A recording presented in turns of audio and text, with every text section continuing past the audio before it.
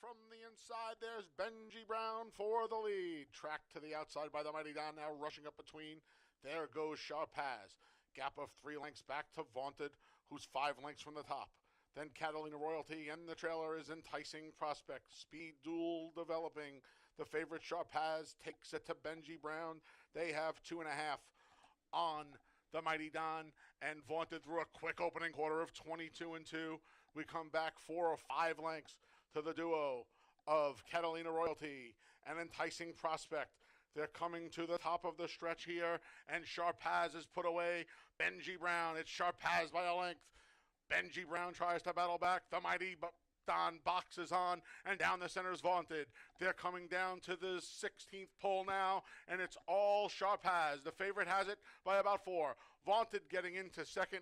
Late Rally's coming on the outside from the Mighty Don as Benji Brown holds third. No doubt about the winner. It was all try, 241, $8.75. And the 10-cent super, 2413, $4.57. Race 2 comes up next. Kicks off the first pick 3 of the day. In the gate. And they're off. Joe West, like a shot, comes out running between horses. There's Uncle Kendrick. And then along the inside, battling for position, is Go Grad. English Storm mixing it up as well. Hair on Fire is just 2.5 lengths from the lead, but he's the trailer. Up the backstretch, Uncle Kendrick emerges with the lead. Shadowed on the outside by Joe West. Inside English Storm, 2.5 lengths from the lead. There's Go Grad, and the trailer now is Hair on Fire, 23-1. The opening quarter here. Speed Duel is developed between Uncle Kendrick and Joe West. Joe West a half length to the good of Uncle Kendrick as the field makes their way off the turn and into the stretch. Joe West trying to put Uncle Kendrick away. Far outside, Go Grad. Between horses is English Storm. They're coming to the 8th pole. It's a resurgent Uncle Kendrick. Here comes Go Grad on the far outside. Between English Storm, he just grabbed the lead away. English Storm battling on is Joe West, but English Storm comes to the line, a 3/4 of a length winner. Then it was Joe 5-1, $5.62. Coming up next, race 3 starts today's pick 6. No carryover in today's picks. They're in the gate. And they're off. From the outside, Shipsational shows speed. There's Cool Catmandu to the front. And Cool Catmandu has a length on the 4 others from the rail out. It's Doc Advantage, MB's Munning, Golden Rain, and Shipsational. The 5 of them head up the backstretch, led by Cool Catmandu, 3/4 of a length. Between horses, there's the favorite MB's Munning.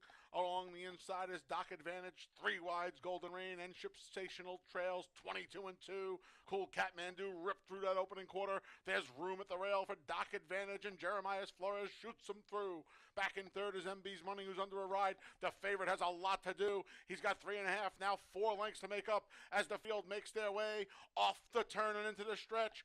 Doc Advantage trying to get past a pesky Cool Catmandu, who refuses to give up the lead. Cool Catmandu, Doc Advantage, they slug it out from the back. Shipsational with a late rally. Doc Advantage retakes the lead from Cool Catmandu. Shipsational with giant strides. Doc Advantage almost home. Shipsational, Doc Advantage, Shipsational, Doc Advantage, a dwindling half length. Then it was 50-cent try, 164, 26.62. And the 10-cent super, 1642, $10.10. Race 4 comes up next. They're in the gate.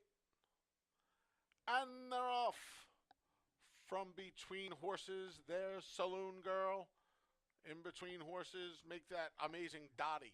Amazing Dottie and Curl Talk go at it. Curl Talk from the rail. Amazing Dottie right on her flank. These two have 3 quick lengths on Small Pebbles, who's trying to keep up in third. Isle Storm sidles up alongside Small Pebbles in fourth. They have about 5 or 6 lengths to make up on the leaders as the 2 leaders start to speed away early.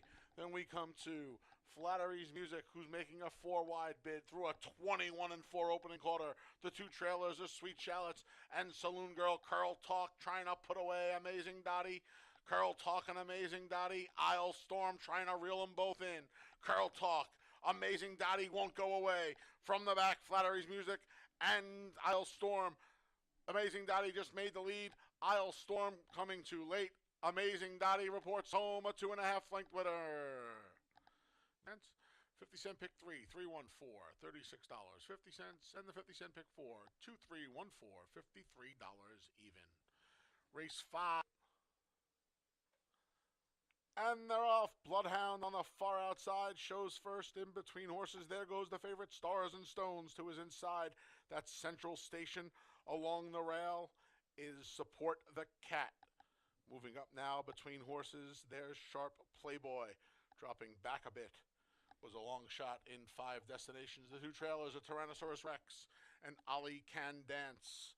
The favorite, Stars and Stones, has a 2-length lead. Stars and Stones takes them to the turn. He's in front a length through an opening quarter of 22 and 4. Bloodhound chases between horses there. Central Station under a ride is Sharp Playboy. Then Support the Cat.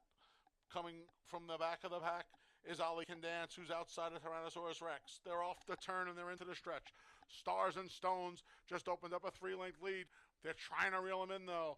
From the back, here comes Central Station. Inside is Support the Cat at a big price, and Sharp Playboy down the center. The half was 47, and this one's wrapped up. Stars and Stones has it by 3. Late run here from Sharp Playboy. Stars and Stone by 2.5. Then Sharp Playboy. Post time in just over 18 minutes.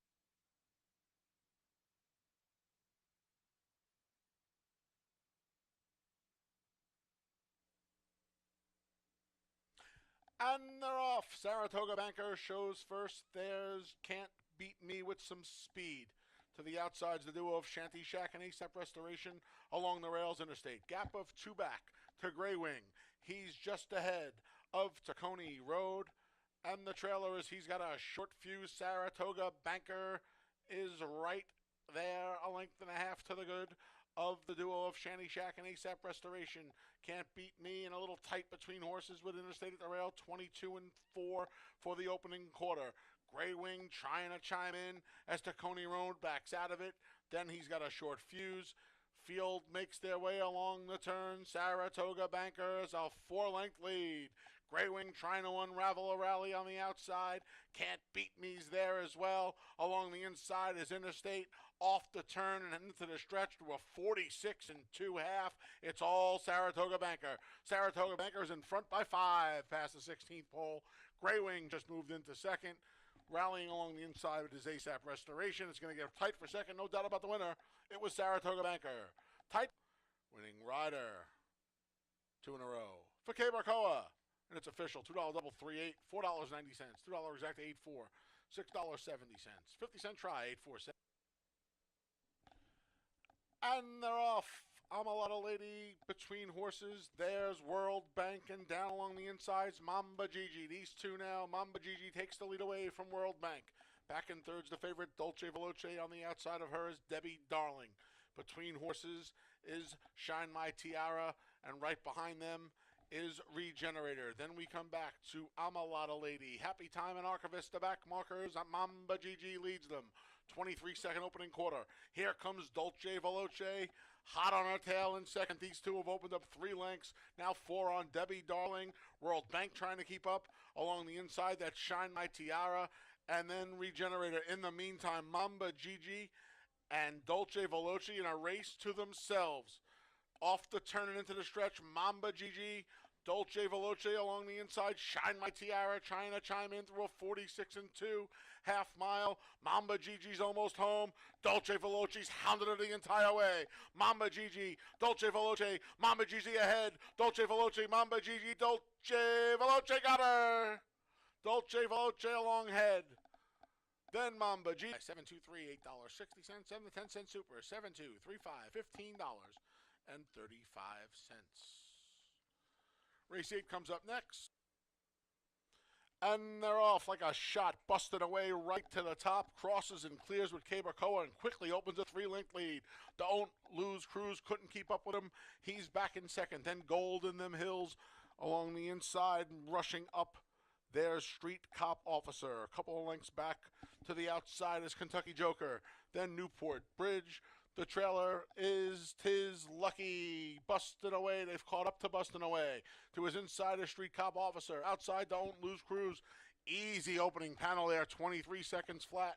The favorite has a half length, 3/4 of a length lead on Don't Lose Cruise. It's busting away and Don't Lose Cruise, who got bet down to favoritism. Golden Them Hills trying to muster a 3-wide rally from the back. Kentucky Joker trying to chime in. Then Street Cop Officer off the turn and into the stretch, busting away, dealing with Don't Lose Cruise, 46-1 for the half. It's busting away. Don't Lose Cruise trying to get by, busting away. K-Barcoa goes to work. Don't Lose Cruise trying to get him, busting away. Don't Lose Cruise, busting away. Game as they come, he wins it a half length. Don't Lose Cruise tried him but couldn't get by. Way back. 864, $11.95. Dime Super, 8647, $6.80. Pick 6 was hit. 6 of 6, $295. 5 of 6, $3. And they're off. There goes Determined Love right to the lead. Central Capitals to the outside. Along the inside, there's Miss Circular Gal. And along the rail is Miss Carmelita. Now rushing up is Baby Fade. The two favorites are 1-2.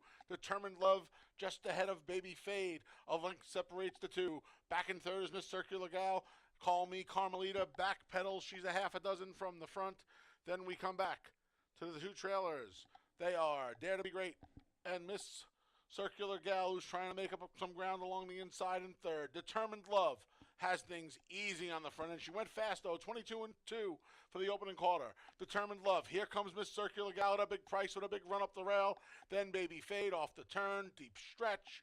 Determined Love is running up the score. Another wire-to-wire winner. Determined Love's in front by 6.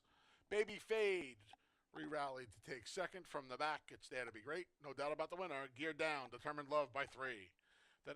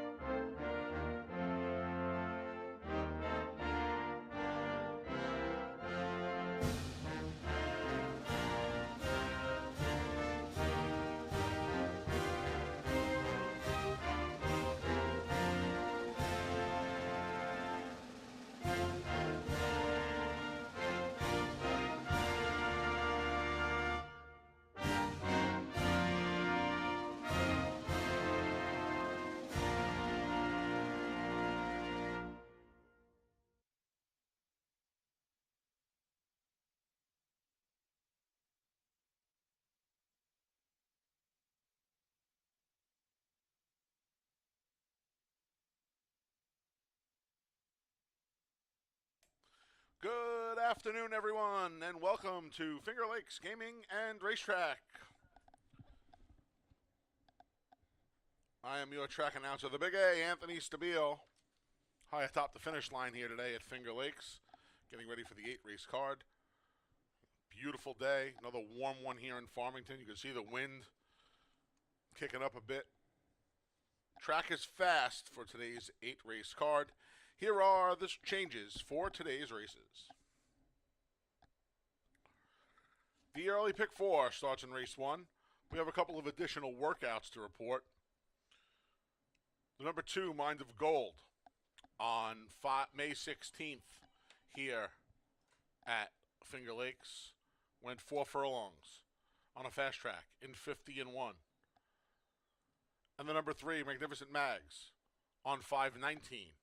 Went 3 furlongs here at Finger Lakes on a fast track in 36-2. those additional workouts. In the opener, again, it starts the early pick 4. Race number 2.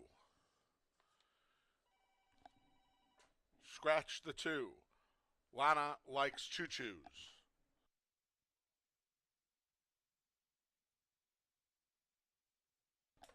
And an additional workout on the number 4, Tracy's Girl, on May 19th. Here at Finger Lakes, 3 furlongs over a muddy track in 36. That additional workout for the number 4, Tracy's Girl, in race number 2. The pick 6 starts in race 3. No carryover in the pick 6, and no changes in the 3rd. Race number 4 kicks off the 50-cent pick 5. Scratch the 4, Banco Medici. Race 4, scratch the 4, Banco Medici.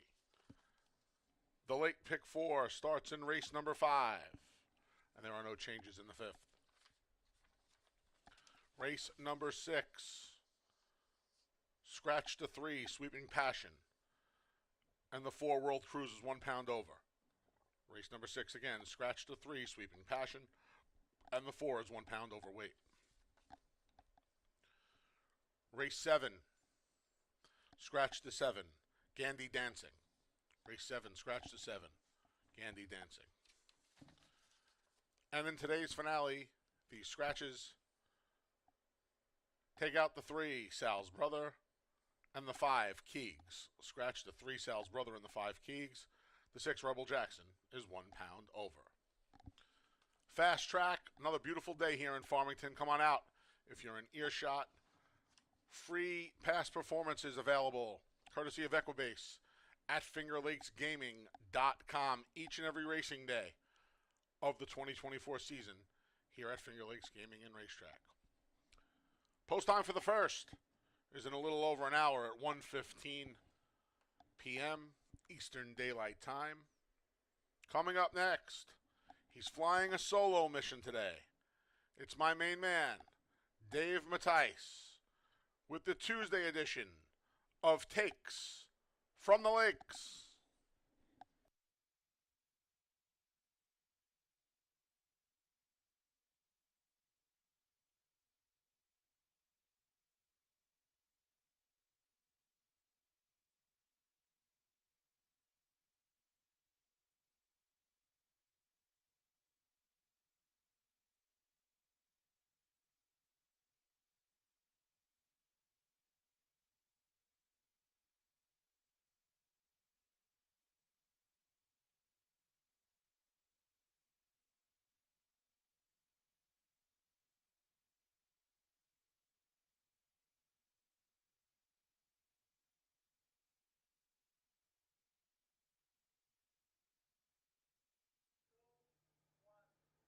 And welcome everybody to Finger Lakes Gaming and Racetrack. I'm Dave Mattice here with you today. I've been hosting this year. Of course, Anthony has been doing it with me. Today, I guess I'm going to go at it alone. Anthony will be back on next week, or so you'll get to hear him all day with the great announcing that he does up from the roof. Hey, we got a lot going on, or at least coming up here at Finger Lakes. Monday's always a big day, Memorial Day. Here at Finger Lakes Gaming, we got a chicken barbecue. Heard, of course, it's a new chicken barbecue this year. Heard one of the best. Very highly touted chicken barbecue.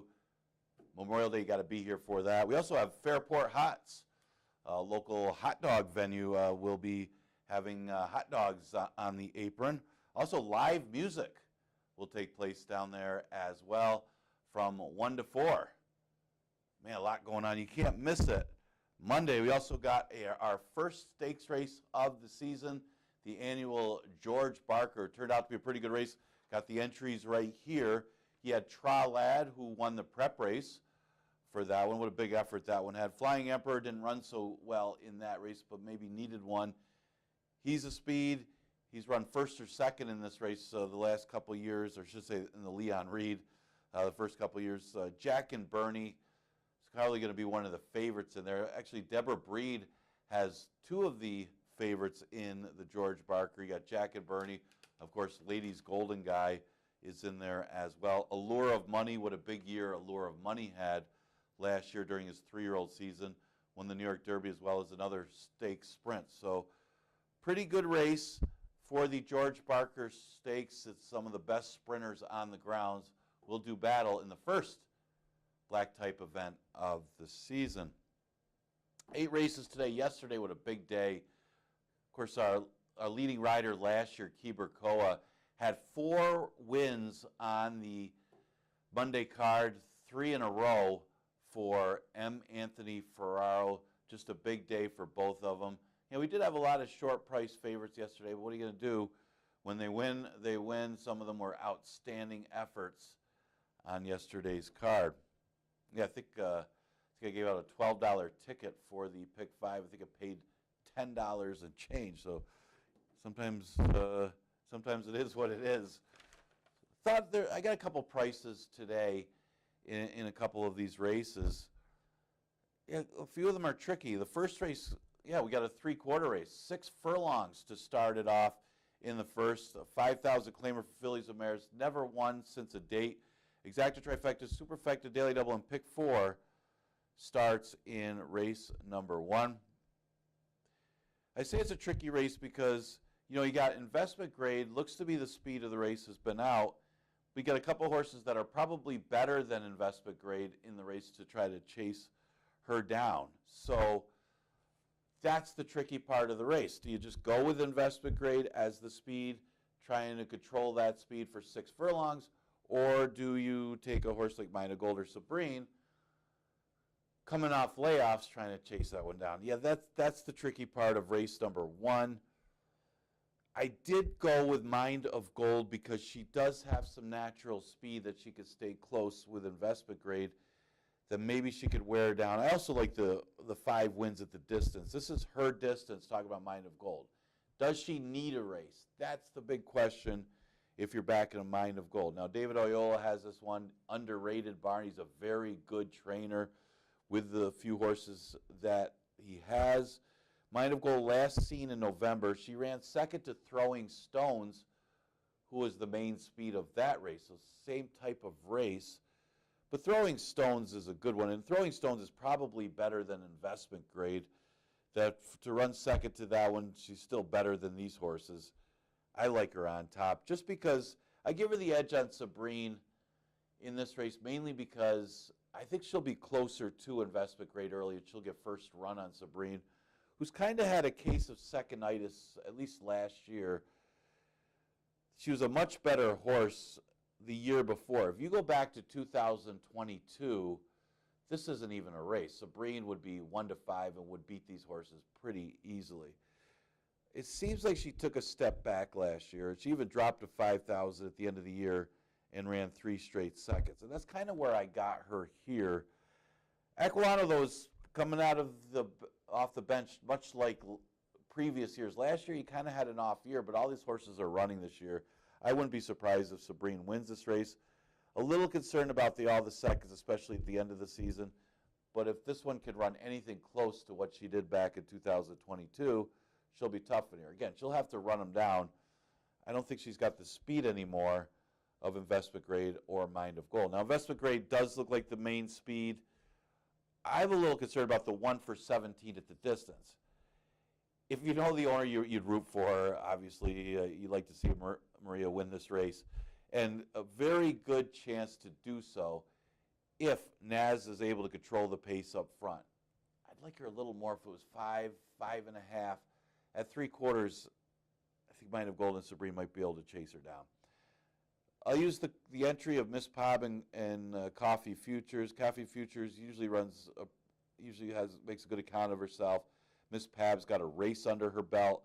That's going to be good for her.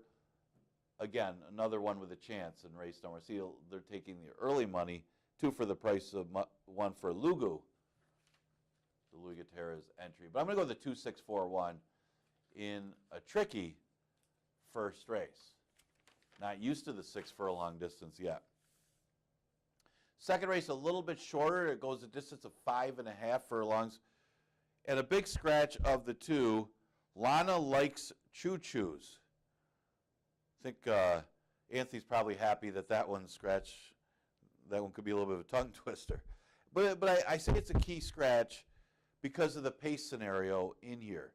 It does look like it puts Bad Connection on the front end. Now, I'm not a fan of Bad Connection. She usually gives it up. She's been giving it up going shorter, but she's giving it up against a little bit tougher fields. She's making her third start off the layoff. No excuses today for Bad Connection. I think if Bad Connection doesn't win this race, I'm not so sure Bad Connection is going to win this season. She's the main speed of the race. Automated Teller's not going to be that far behind her, but the rest of them, I mean, Subtle Giant is probably the best horse. I like to say Automated Teller or Subtle Giant might be the two best horses in the race. But I think from a tactical standpoint and a big tactical edge is with Bad Connection. Can she hang on? I mean, you're not going to take a real short price on Bad Connection, but you got to think that as the lone speed of the race, it's now or never for this horse. I'm going to use her on top. Subtle Giant does finish underneath a lot, I guess you could say, for Subtle Giant, but she's run on the board against better horses than what she faces here. Now, she's off a layoff. That's a concern if you're back at Subtle Giant, but she couldn't have gotten in an easier spot, especially with the scratch. Now, the 2 is coming off, even with the scratch, that horse is coming off an August layoff anyway. But I think Subtle Giant would have really benefited more if Lana Likes Choo Choo's was in the race. So I think the scratch doesn't help Subtle Giant. It actually hurts Subtle Giant's chances. She's also 0 for 13 at the distance. I always say that. She's better at 6 furlongs for whatever reason than she is at 5.5. Automated Teller, waived the claim last time. That's a positive sign. She was a big price in that race going 4.5. Probably needed the race. Now she moves into this spot, which is a lot easier. Her best race, she did win at a big price, going 5.5 furlongs back in July of last year. That was a longer layoff going into that race than some of the other ones have had. So you got to think she had to need that race. I could see her hitting the board in here with a better effort. She's a big price. I'm going 6.35. The race came up pretty soft, and I think with the scratch, it really helps a horse like Bad Connection.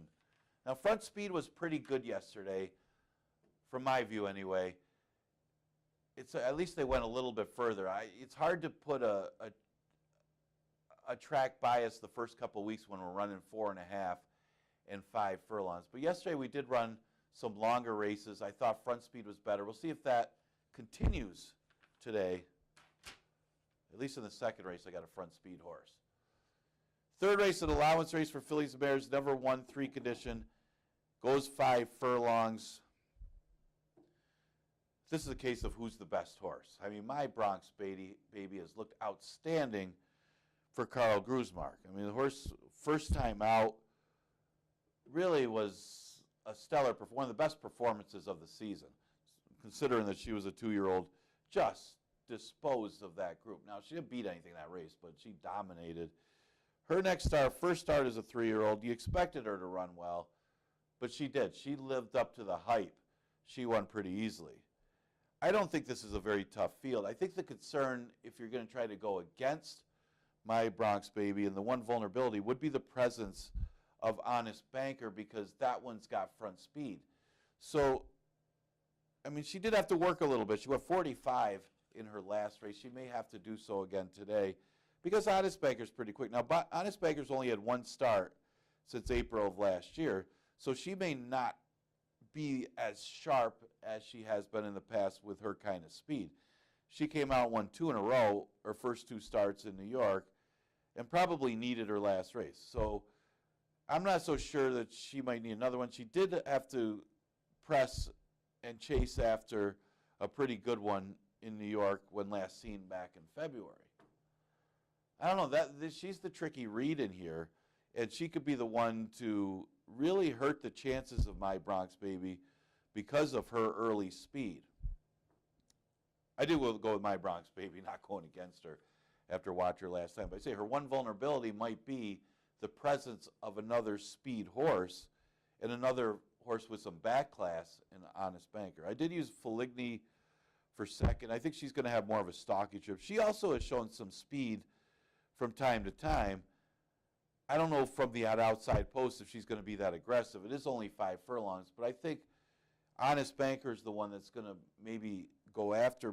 She's inside of My Bronx Baby, that Feligny could get a nice close-up stalking, chasing type trip that puts her in the mix. At least puts her closer than where she was the last time she was here against Warsaichi. Now, that was a tough field she was up against when she was here in the past in a tough allowance race in October.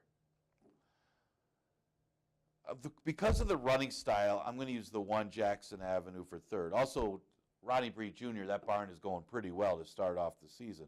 She was also in that Warsaichi race way back in October. Of course, she's had a bunch more starts since then, where Feligny's only had the one other start.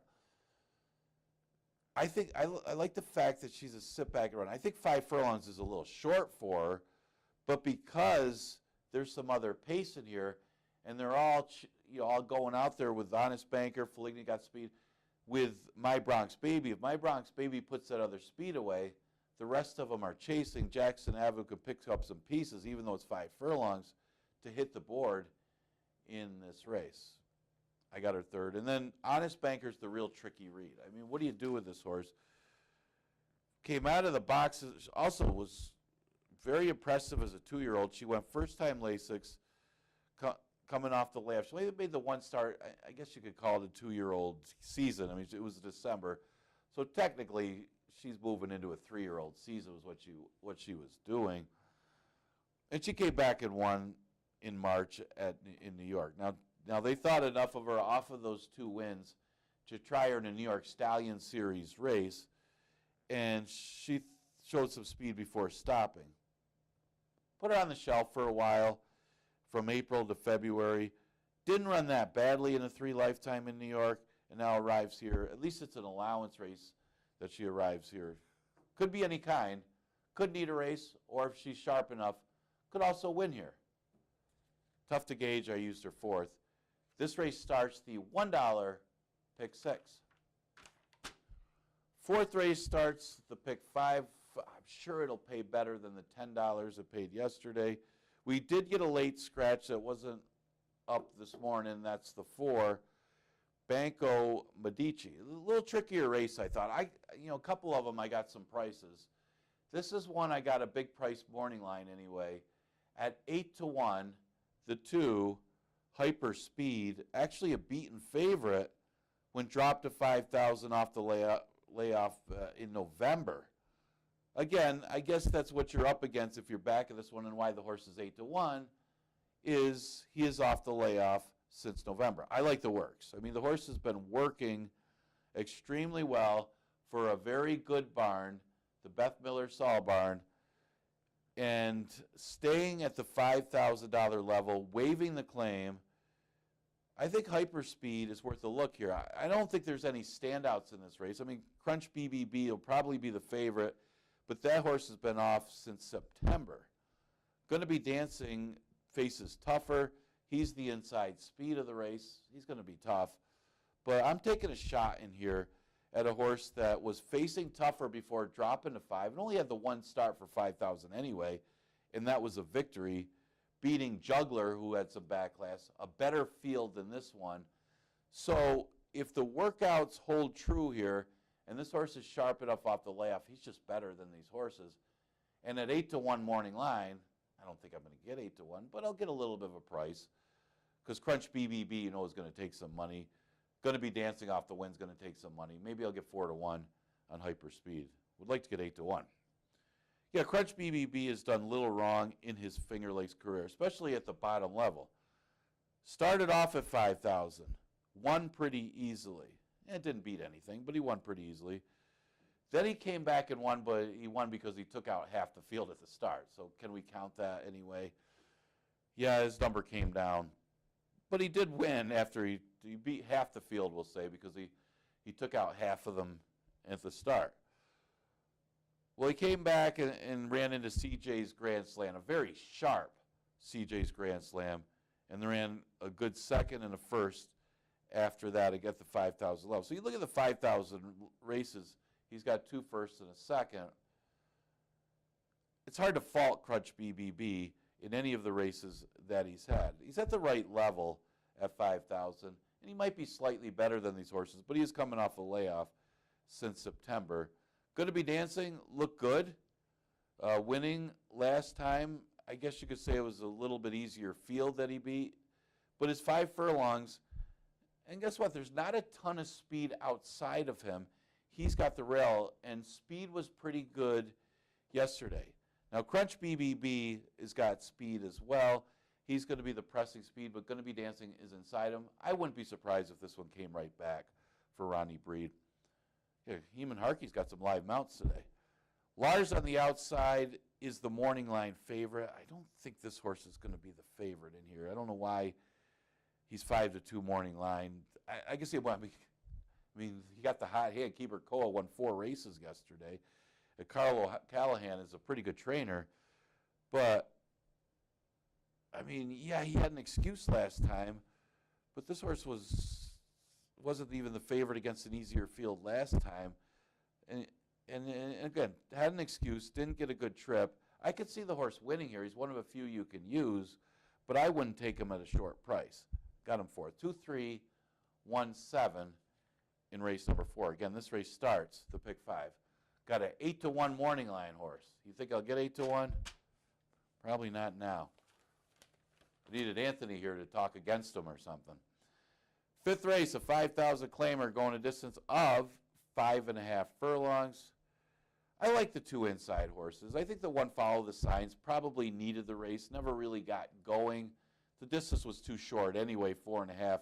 By the time he got going, Mass Appeal and Father Walsh had already opened up a pretty big lead on the rest of them. So, he didn't have any chance to close in that race. How good is Old Man Winner?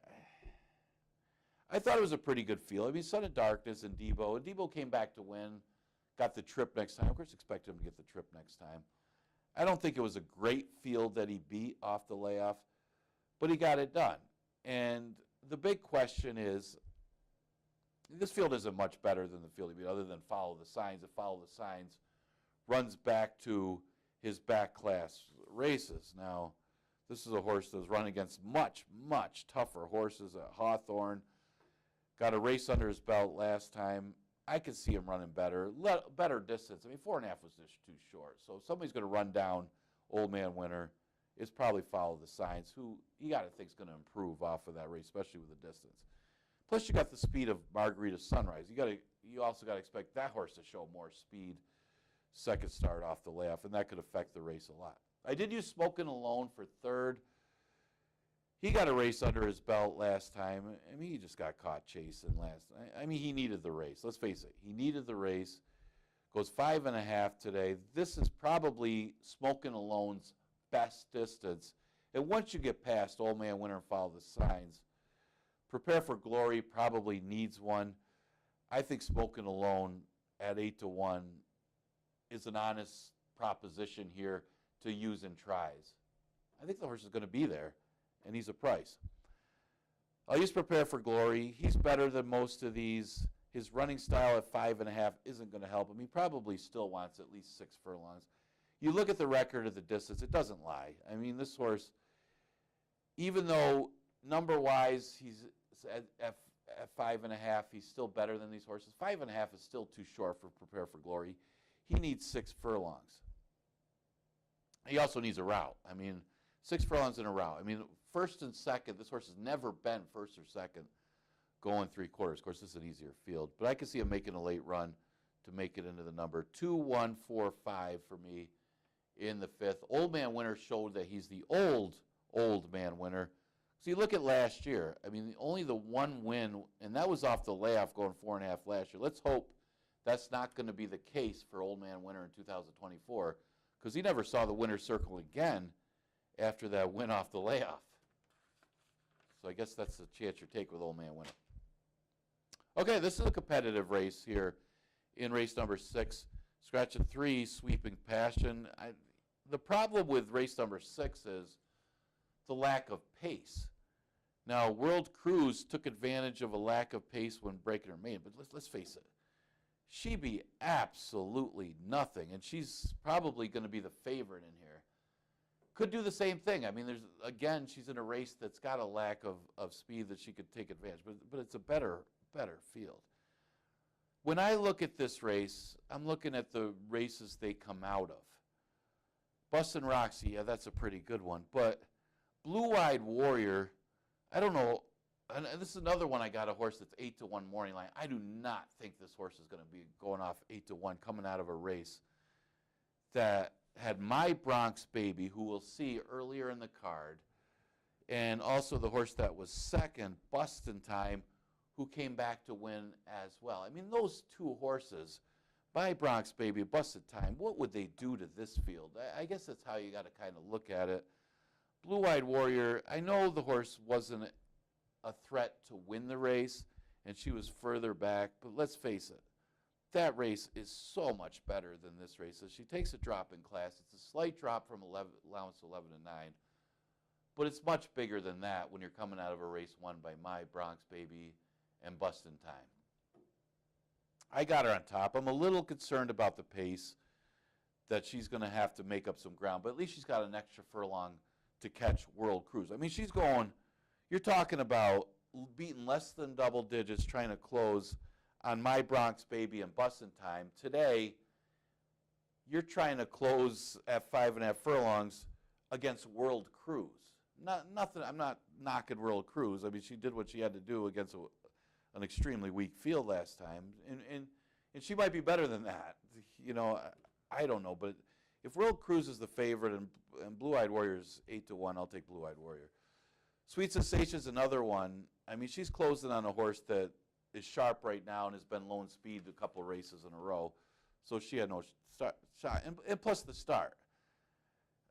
The thing is, it's kind of a fake close, I like to call it, because everybody's chasing Bustin' Roxy, and they're tired, and she's no threat to that winner, and it is only 4.5. Well, at least she's got an extra furlong here to put in a late run. I mean, the number wasn't bad for Sweet Sensation, and she's got a better chance at 5.5. Closing on a horse that beat what was basically a 5,000 maiden field versus trying to chase down a horse that was lone speed, and it was also a next out winner. Now, I do think My Bronx Baby is better than Bustin' Roxy. I mean, so that one's coming out of the better race than Sweet Sensation is. Now, World Cruise I will use for third because of the lack of pace in here and because of the lack of anything else in here. Now, World Cruise, again, that was basically a $5,000 field. I know it was an 11-9 field, but that was basically a $5,000 field that had absolutely no pace in it. So I don't even think World Cruise has that much speed. I just think she took advantage of a race that didn't have any speed or any real talent in it. She showed nothing in her debut as a 2-year-old, but did be a pretty soft 11-9 field. It's more like a 5,000 maiden field. So this is almost like it's a step up in class going to the 2 lifetime 11-9. But, again, she might have a tactical edge if she could get the lead in here. I'm not so sure that she will. I mean, Mona Hidon might have some sprint speed, and also Blue Eyed Warrior should be a lot closer at 5.5. The interesting one is Kaz's Rose. I mean, she also comes out of the My Bronx Baby race. My question is, how is Kaz's Rose, she was like 40-something to 1 against Blue Eyed Warrior, who was 13-1, lost by 20 lengths, and now she's 4-1 over Blue Eyed Warrior, a much lower price. So that was like, I don't know how you can make that case. But she can improve off of that race. Again, coming out of the better race, like Blue Eyed Warrior, coming out of a race that was won by My Bronx Baby. All right, talked enough about that one. 7th race. Well, they hurt me here because they scratched the horse I liked. I mean, they scratched Candy Dancing, who ran extremely well last time, running second despite a wide trip, and now the horse was going to get more distance. Not a lot of speed in here, and that's kind of how I narrowed the race down. Max Foster looks to be the main speed. Now, here's the thing about this race. Now, there is a chance for some rain, a chance for a thunderstorm later. If there's rain, I like Max Foster. If not, I think Knight on the Crown can stay close enough and wear down Max Foster to get the win. I like both of them. But if you notice on Max Foster's form, has never won on a fast dirt racetrack. And Max Foster will probably be 3-5 in here. Knight of the Crown's got to improve off of the last race. If you watch Knight of the Crown's last race, it was a much, much better race than this one, where El Mandro just showed a world of early speed and shot out there to the lead. You had Sutton Breeze in that race. The horse that was third came back to win. Forward Motion, who's tough at 4.5, won the race. That's a much better race. Drops to 5,000. Now gets a race under his belt. Max Foster's numbers aren't overwhelming. It's just a matter of is Max Foster able to control the pace as the main speed. Knight of the Crown does have some speed that he could have a say in that at 6 furlongs and stay right on Max Foster's flank and wear that one down. So I think Knight of the Crown can improve enough to get the win here. I did use Lucky Manny for third. He's been more of a route horse, but if you look back at his form when he came off the layoff last year, coming off from November to May, he did run a sprint and ran extremely well, running second to a next out winner when New York Anthem was really sharp at the beginning of the year. So if Lucky Manny can repeat that performance coming off the layoff this year, you can hit the board. I'm going to go with a 4, 5, and 2. Again, the lack of pace is going to be a problem here. But I got another one. I got a 2 8-1 morning line horses today, and now a 5-1. I'm hoping I'm not way out of the box here, taking some prices. We did have a lot of favorites yesterday. 8th race, a 5,000 maiden claimer that goes a distance of 5 furlongs. We scratched the 3, Sal's Brother. Also scratched the 5, Keegs. Tricky race to finish it out. Another race, it is only 5 furlongs, and there's a lack of speed, plus a lack of experience on some of these horses. I mean, you got Big Hutchie, who's dropping in class, very well bred. Rebel Jackson, very well bred horses. Didn't show anything in their early careers, but could improve here. One with Everything looks to be the speed. Was hard ridden early to get the lead last time by Heman Harkey. Does he have to do so again? I mean, he's hard ridden to do 23 and 47. That's a concern for me, but it is only 5 furlongs. Big Hutchie didn't show speed in his debut. Rebel Jackson hasn't shown any speed. That maybe One with Everything could have a tactical edge in here if he's able to go out there and get the lead in 47 and maybe hold on a little better second race over the track. And maybe he'll show some more speed where he's not needed to be asked so much to get the lead in 23 and 47. But if they're 23 and 47 again today, I think One with Everything can get it done. Now, there's some question marks. I mean, Big Hutchie is only making his second start. He did take some money in his debut in New York. Granted, it wasn't the strongest of races, a $25,000 maiden restricted for 3-year-olds, but this still could be considered a drop. There's a half to Officer Hutchie, was a stakes winner by Big Brown, probably wants more distance, but it might not matter against this field. If he improves anything a second time out, he's going to be tough. Now, John Grabowski's got a couple of them in here. He's also got a Colorado-bred first-time starter. Maybe Deion Sanders set this one here or something. I don't know, but it's his big money. Don't see a lot of Colorado-breds here at Finger Lakes. Yeah, Rebel Jackson's an interesting one. Does attract Andre Worry. The dam ran second in a grade 3 out in California.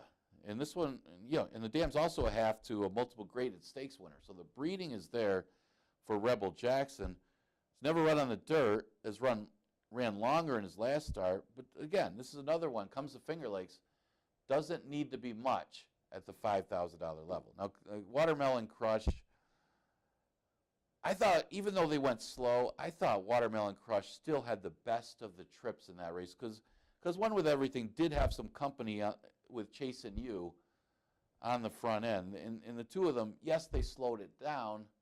It didn't seem like they were going slow the way it looked like they were asking them, but Chase and You and One with Everything were, I guess you could say it was kind of a duel, 23 and 47, not really a duel because they did run 1-2. But Watermelon Crush was sitting right behind those two. You would at least like to see the horse. I mean, he's close enough that you normally see them run him down. It almost seemed like the horse lost ground in the stretch to the other two. Now, it could be because of the pace, because they went so slow, but it did seem like they were battling a little bit. That was my concern with Watermelon Crush. Why didn't the horse make up any ground? You'd like to see him make up a little bit of ground in that race, and he didn't. So I used him fourth. But again, pace is the main question in here. Maybe a couple of these new faces may show some speed. If they don't, I think One With Everything might be able to get away with a 23 and 47 alone, and there's no chase and use. And he's the one that's going to inherit the lead and win the race. I know 4, 2, 6, 7 in today's last race. Remember, the 8 races today, so that pick 5 starts in the fourth, the last 5 races of the day, and the pick 6 remains in race number 3. We got live racing Monday through Wednesday, so we got another live day tomorrow. We got Memorial Day coming up, big day at the races, as we got our first stakes race of the season, the George Barker. That's an annual stakes race that goes a distance of 6 furlongs. Got a chicken barbecue, free programs, live music, a lot going on Memorial Day. You want to be out for that. And then, of course, our next live day tomorrow, we'll have a 1:15 first post. I'll see you then.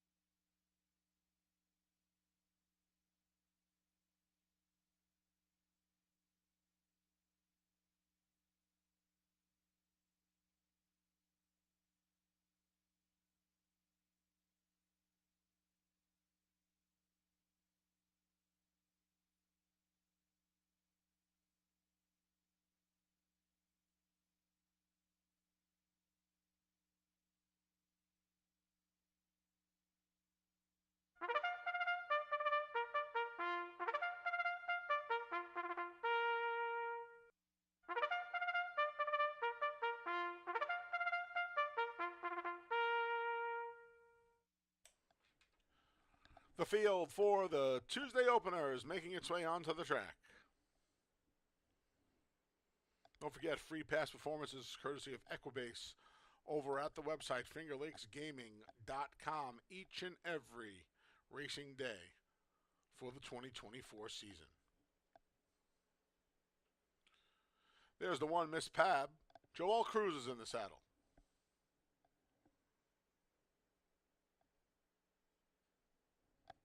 Entry mate 1A, Coffee Futures, has Rafael Rohina Jr.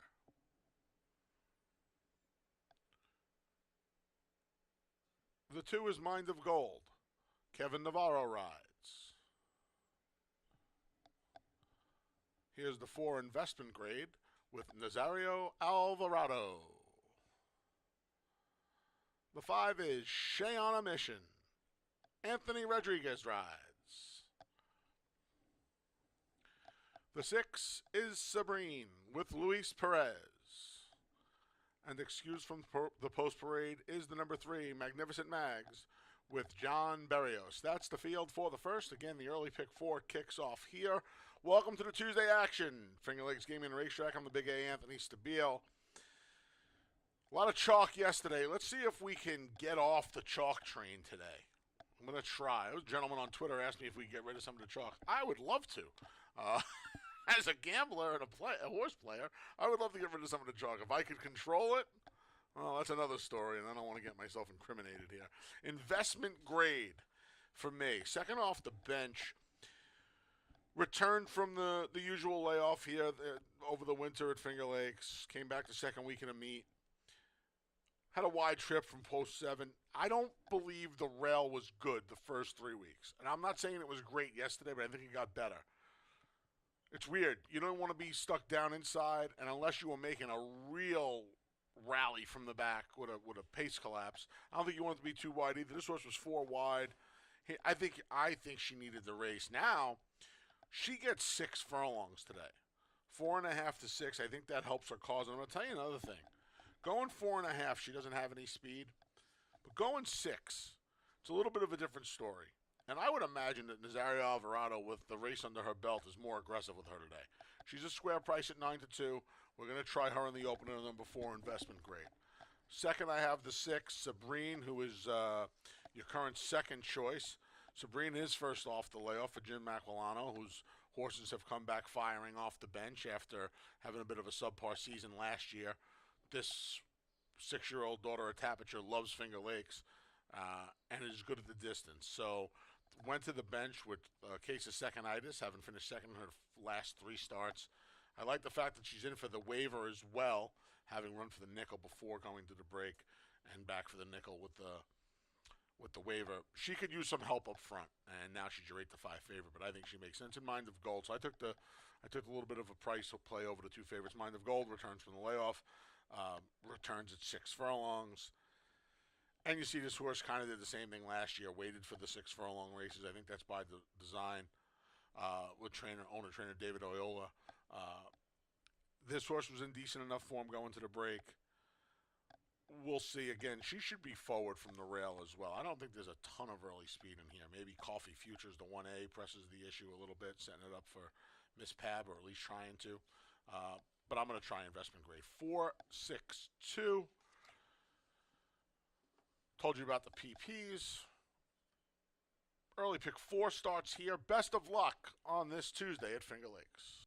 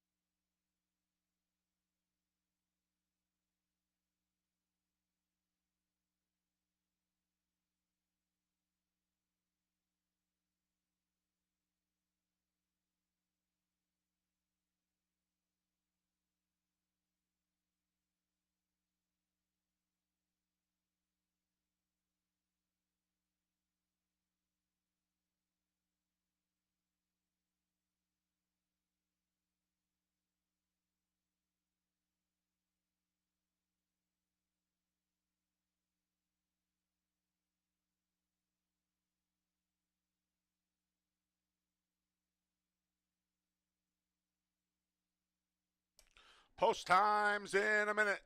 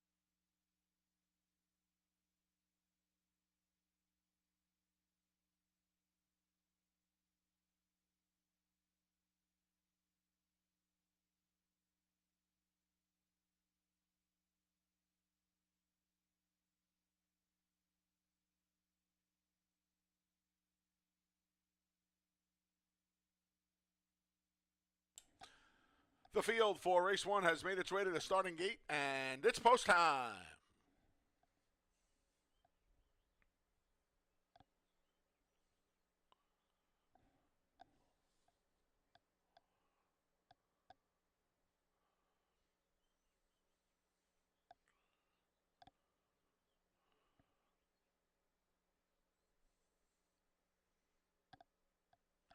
Set to load for the opener. Mind of Gold goes in.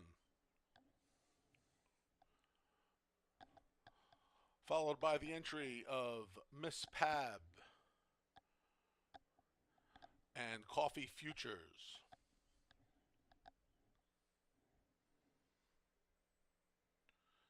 The gray Magnificent Mags up next. Balks a bit. John Berrios off Magnificent Mags. Gets a leg back up. Don't forget, free pass performances each and every racing day.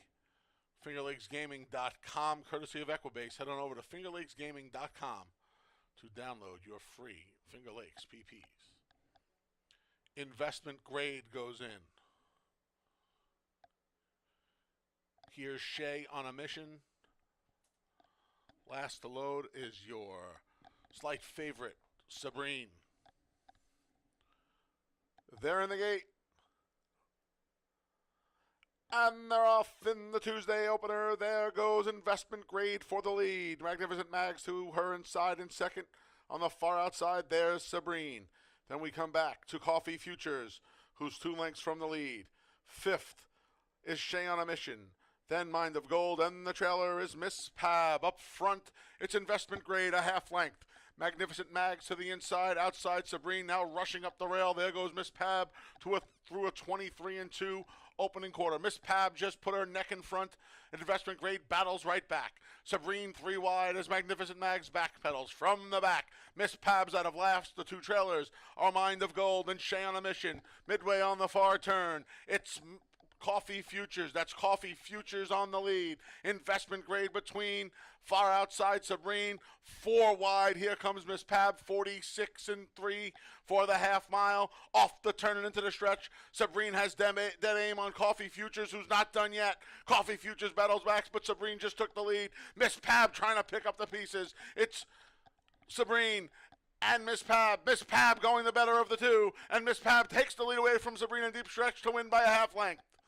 It was Miss Pab over Sabrine, then Investment Grade and Coffee Futures. 113 flat for the 6 furlongs.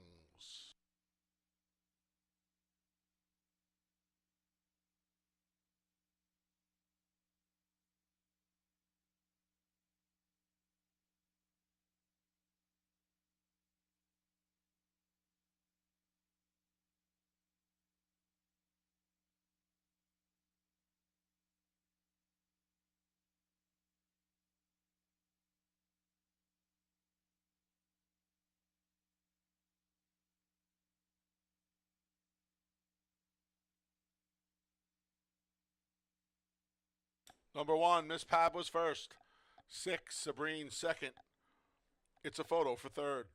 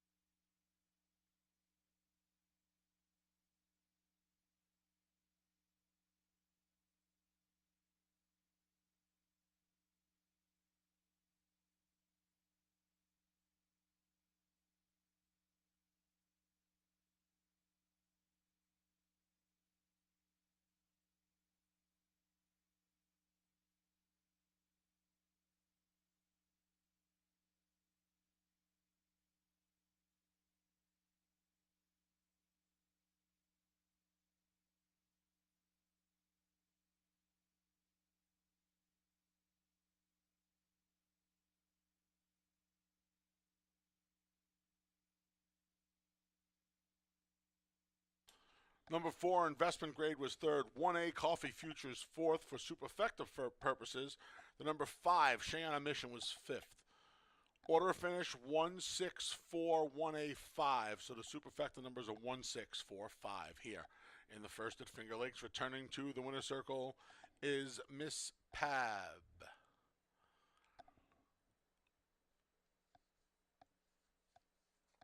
Miss Pab is a 5-year-old daughter of Exaggerator. Out of the Malibu Moon Man, Escape to Malibu. The New York breds owned and trained by Luis Gutierrez, winning rider Joel Cruz.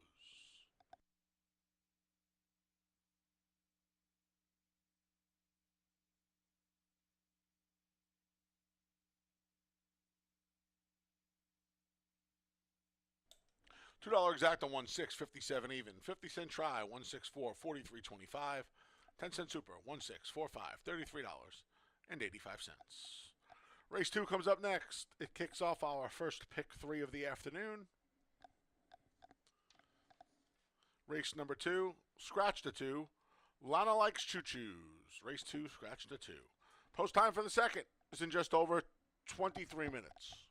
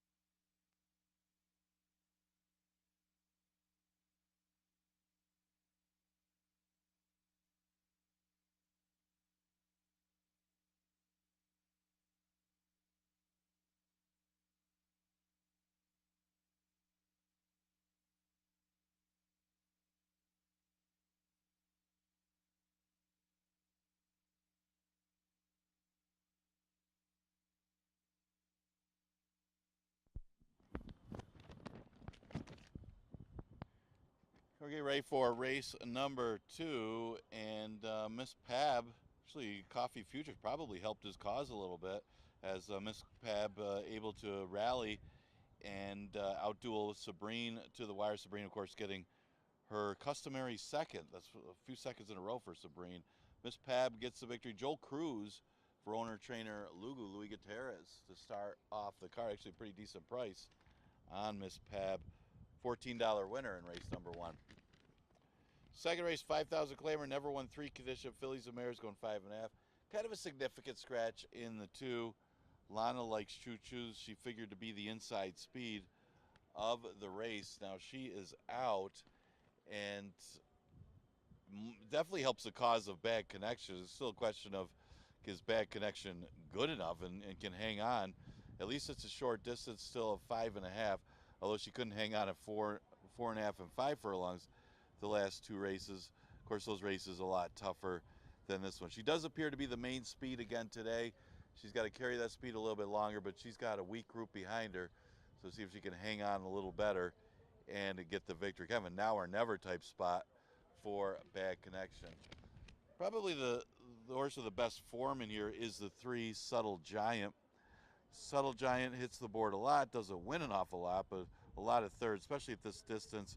She's better going 3/4, 0 for 13 going 5.5, but maybe catches a feel that it doesn't matter, and she's at 2-1. She is off the layoff, but her numbers and her finishes against a little bit better horses are just simply better than her competition in this race. Automated Teller's another one to consider. She finished behind Bad Connection in a race last year, but at least her victory back in July, probably a better effort than any of these horses have had in recent memory. Came off the claim, off the layoff with a waiver claim. Didn't really fire in that race, but it was against War Tapped. No such rivals in here. She should be a lot closer against this group, and she's at odds of 3-1. They seem to be the main contenders. Lugu does have 2 of them in here. He's also got Pal's Ally. See if he can sweep the early double, as he had the long shot in the first. 11 minutes post for the second. Exacta tries Super Daily Double, and pick 3 starts here.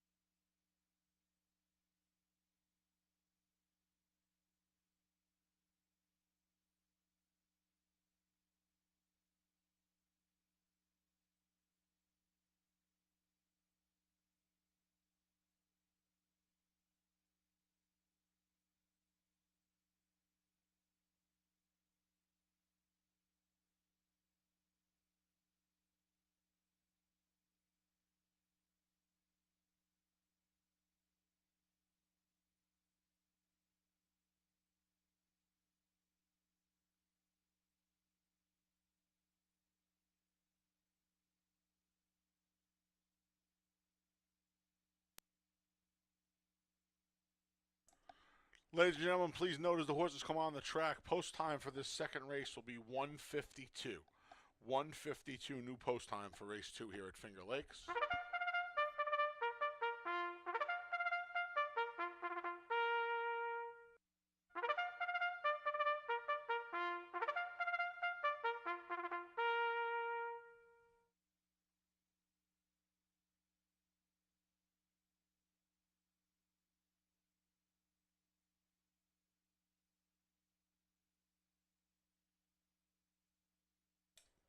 And the field for race 2 is on the track. The one is Pal's Alley. Owned and trained by Luis Gutierrez. John Berrios is in the saddle. Scratch the 2, Lana Likes Choo Choos. The 3 is Subtle Giant. Emmanuel De Diego rides.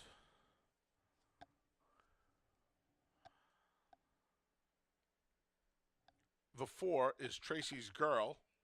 Anthony Rodriguez is in the saddle.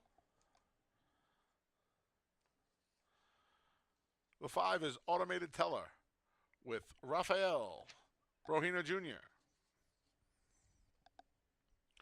And the 6 is Bad Connection with Nazario Alvarado. First pick 3 of the day kicks off here.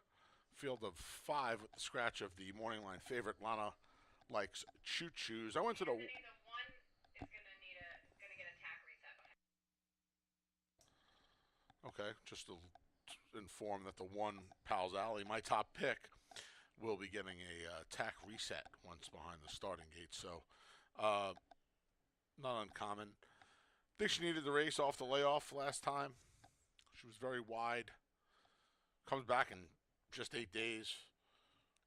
Lugu, as we call him around here, got the money in the first with Miss Pab from off the pace. This filly had some speed going long before going to the bench off a sprint. And with Lana Likes Choo Choos out of here, Bad Connection's going to be in front. I have Bad Connection second. She's 3-5. And she makes an awful lot of sense. This is another for the barn. So, after running a traditional entry in the first, different ownership here, I would imagine Bad Connection is going to be loose here. With that said, I think Pal's Alley has enough tactical speed, even out of the route races, to stay close enough. So let's hope we can get to the favorite. But I think the Gutierrez runners certainly have this race at their mercy. And then Subtle Giant, kind of scratching the Subtle Giant for third with Lana Likes Choo Choos out. I think her better races, despite the fact that she's never won on a wet track, come over a wet track. But she's been okay. She's off the layoff for Ralphie D. I don't know. She should be sitting third, I would imagine, because Tracy's Girl and Automated Teller just have very little speed at this point in their career. So I went 163. I would box 16. Maybe bet a few bucks to win on the 1. Pal's out. That's a good price on the 1. Fourth choice. So that's where I landed here, 163. Best of luck in race 2 here at Finger Lakes.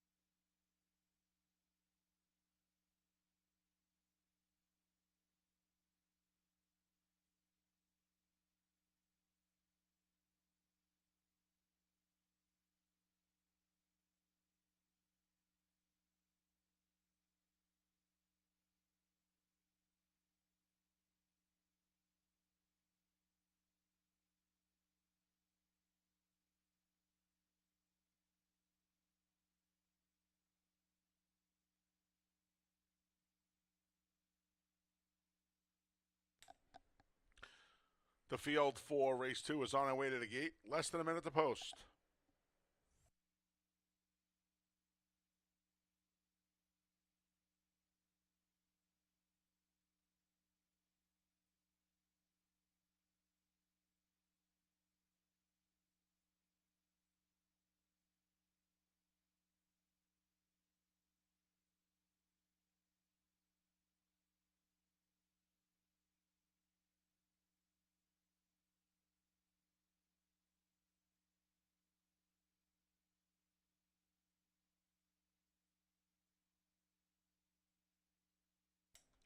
And now the field has reached the gate. It's post time. In goes Powell's Alley.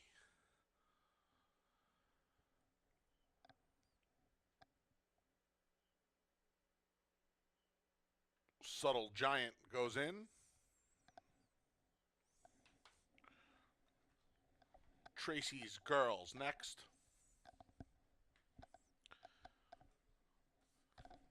There's Automated Teller. And your odds-on favorite, Bad Connection, the last to load. They're in the gate.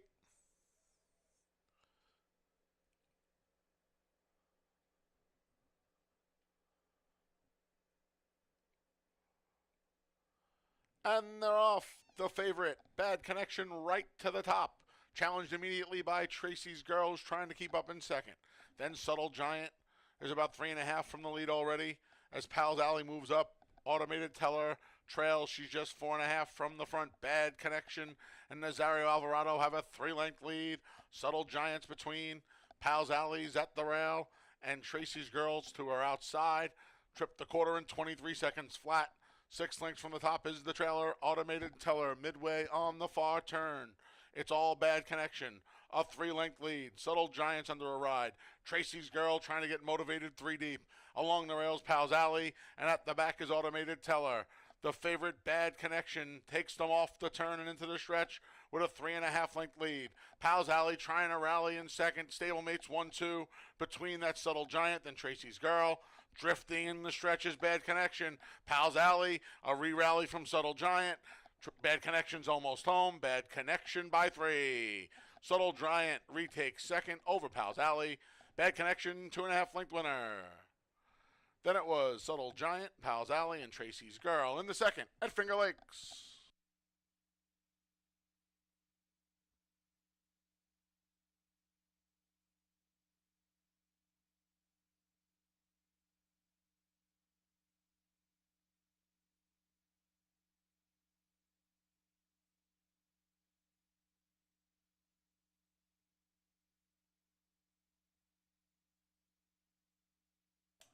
Number 6, Bad Connection was first. 3, Subtle Giant second. 1, Powell's Alley third. 4, Tracy's Girl finished fourth.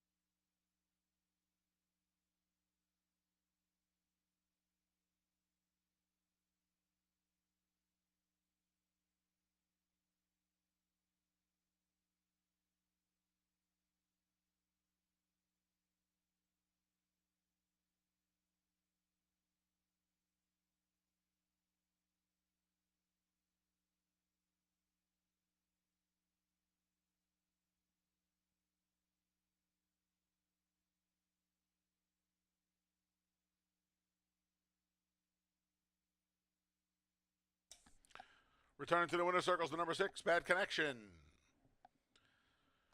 4-year-old daughter of Frosted, out of the Street Sense mare, Janoons, a New York bred. Bad Connection, owned by 3-player stable.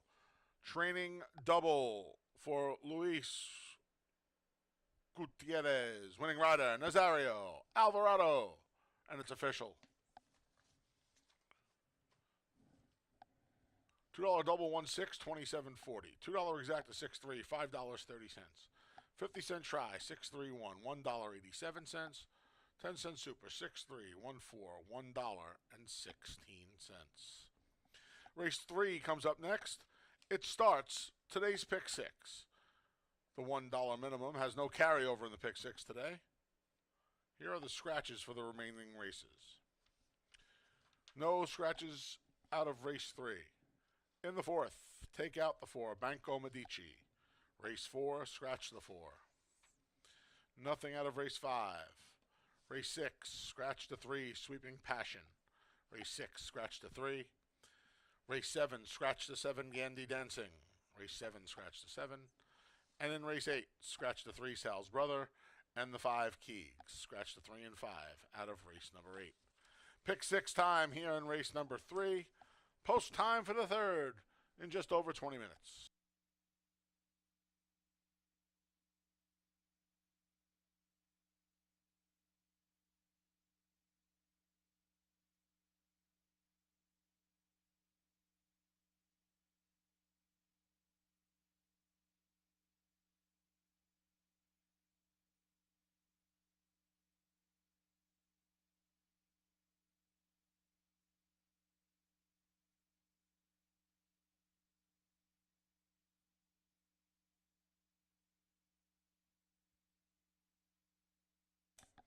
Don't forget, racing fans, coming out this Monday, May 27th, Memorial Day here at Finger Lakes.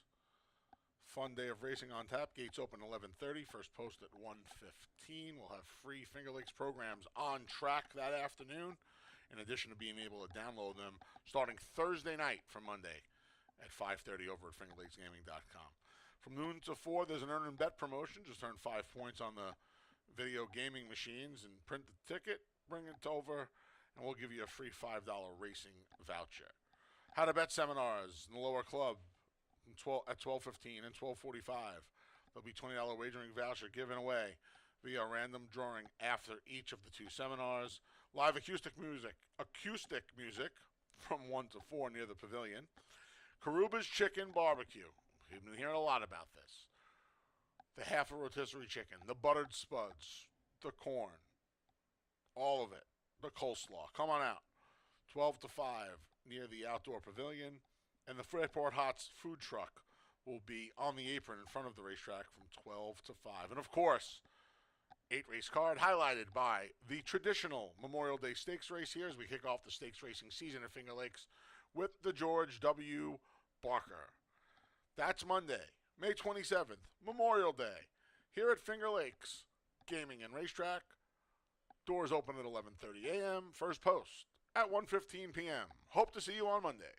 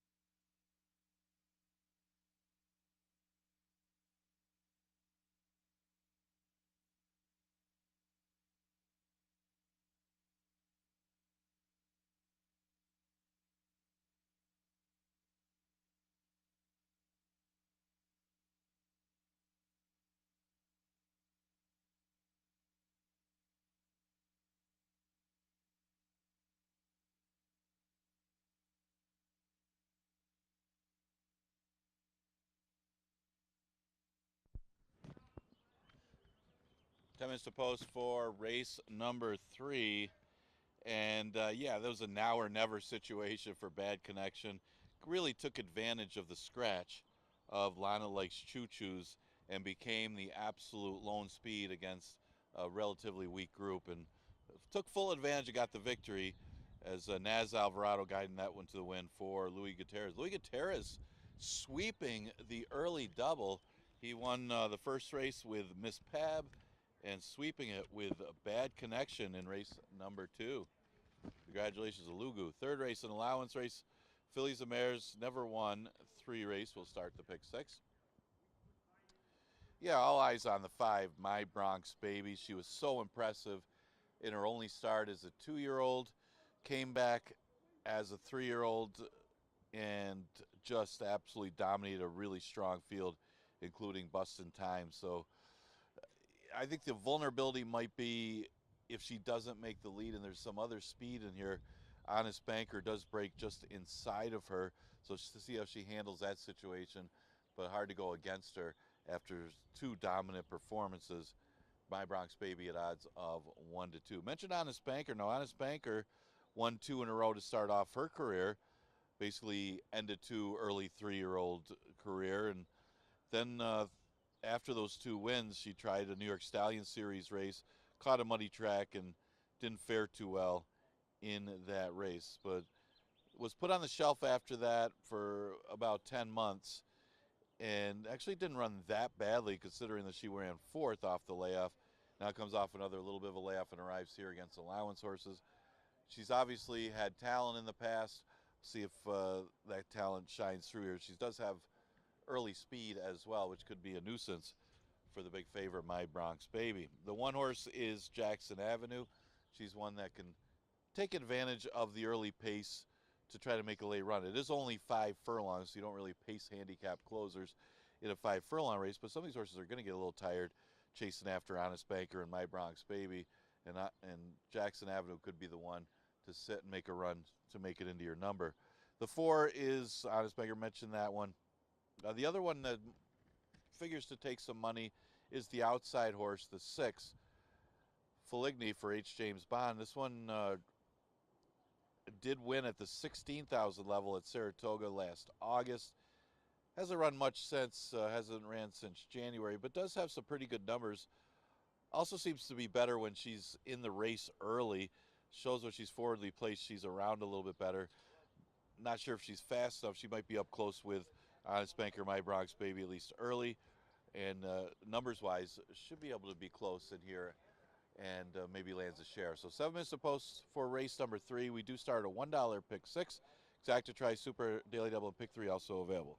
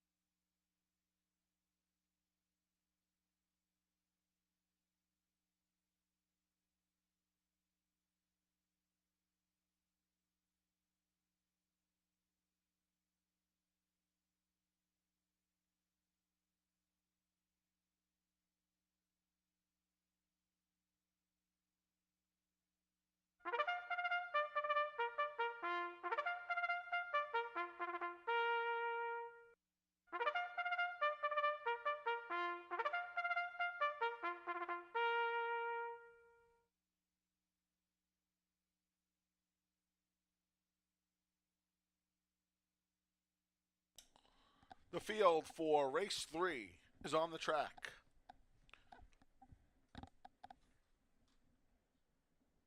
First out is the 3, Stars Delight. Jose Baez rides. Next up is the 2, Laughter, with Kevin Navarro. Here's the 1, Jackson Avenue. Michael Davila Jr. is in the saddle.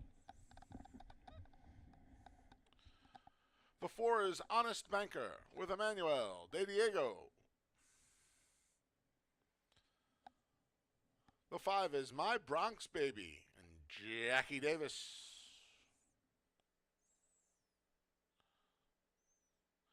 And the 6 is Fuligini with Heeman Harkey. The Italian guy messes up the Italian name. Terrible. Anywho, there's My Bronx Baby. I've been known to have an opinion or two, but there's a good chance that her and Bustin' Away are two of the, if not the 2 most talented horses here on the grounds at Finger Lakes right now. And they certainly have tremendous upside. Bustin' Away made it a perfect 3 for 3 today. My Bronx Baby, his female counterpart, if you will, looking to do the same this afternoon. She comes back just 15 days after romping in her return from an August layoff, like she didn't miss a beat. And she will have to deal with some other speed in here, you would think. But she's so fast, and she's dealt with speed. She dealt with some speed last time, and she just put the speed away and ran away and hid from the field. Bustin' Time came back to win last week, so that was a good sign. Came back in just about a week. Sky's the limit for My Bronx Baby. And we'll see if she can keep the win streak intact and stay perfect in 3 starts. I think she will. With that said, I think we can find a little value in the exacta here. Jackson Avenue, first start since 4 starts down at the Big A this winter for Ronnie Breed, who was just having a sensational start to the 2024 meeting. She was in over a head down south. Back up here, where she's had a nice record. Ronnie's horses are all firing first off the bench, and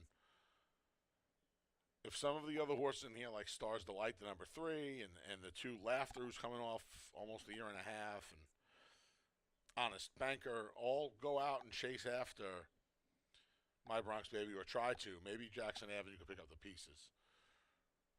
So I went 5-1-4 Honest Banker to round it out. Started her career with a couple of wins, then tried Stallion Series competition to no avail, and then last time returned 35-3 life down at Ackler. She's only had 1 start since last April, so we'll see how she does first time Ralph D'Alessandro. 5-1-4 from me. See if My Bronx Baby can stay a perfect 3 for 3. Best of luck here in the 3rd. It starts the $1 pick 6.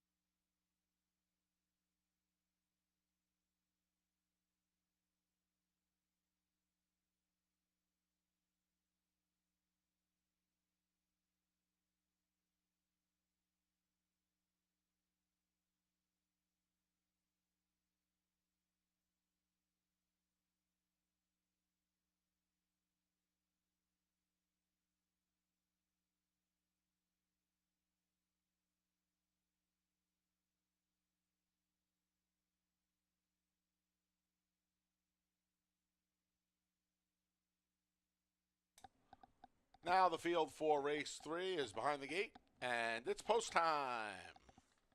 Start of today's $1 pick 6.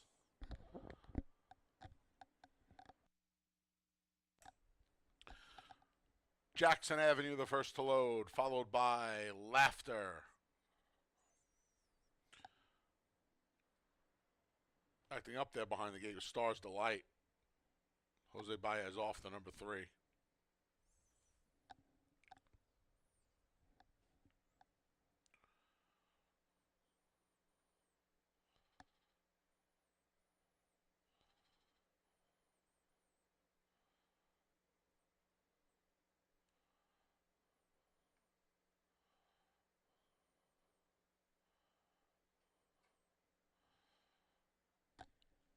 Laughter goes in.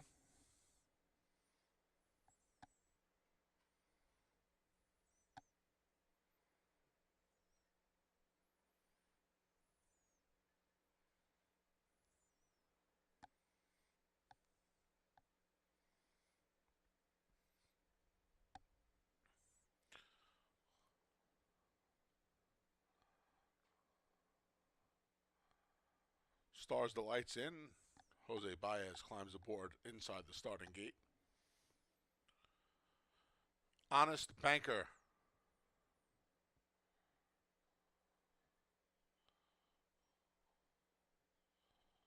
Bit reluctant.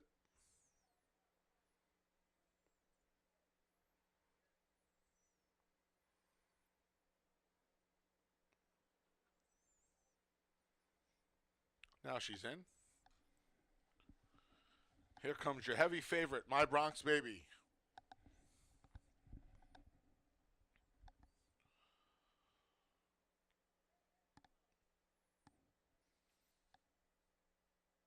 The last to load is Fellini. They're in the gate. And they're off. There goes the favorite, My Bronx Baby, immediately to the lead. Tackled from the inside by Stars Delight. And between horses, there's Honest Banker. The three of them speed off. They have 3 lengths on Laughter, who's tracked by Fellini. The trailer's Jackson Avenue. My Bronx Baby has wrested a 3 parts of a length lead away from Honest Banker as Stars Delight dropped out of it. 22-second flat. They ripped through the opening quarter. My Bronx Baby a half length. Honest Banker gives chase from the back. Here comes Fellini between his Stars Delight at the rail. Jackson Avenue.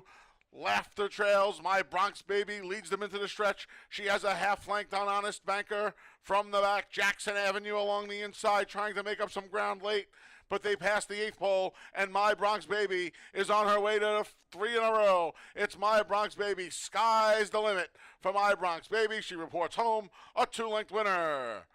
Then it was Honest Banker, Stars Delight, and Jackson Avenue, 58-3 for the 5 furlongs.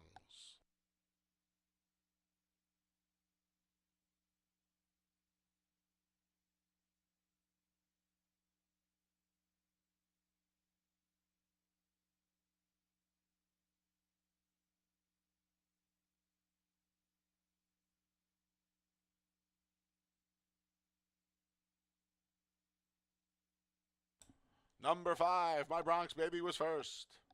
4, Honest Banker second. 3, Stars Delight third. 1, Jackson Avenue finished fourth.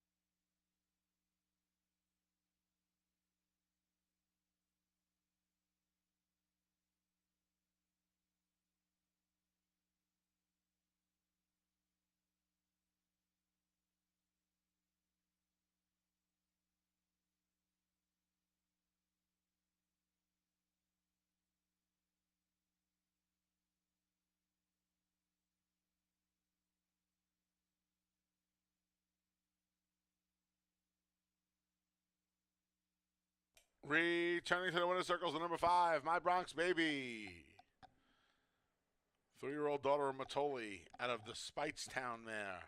My Bronx Tale is owned by Dorico Racing and Breeding LLC. Trained by Carl M. Gruzmark. Winning rider, Jackie Davis. My Bronx Baby is a New York bred, and she is now a perfect 3 for 3 in her career, and it's official. $2 double 6-5, $4.20. $2 exact to 5-4, $8.40. 50-cent try, 5-4-3, $12.30. 10-cent super, 5-4-3-1, $4.80. Race 4 comes up next. It starts today's 50-cent pick 5. Here in race 4, scratch the 4, Banco Medici. Race 4, scratch the 4. Post time for the 4th in just over 20 minutes.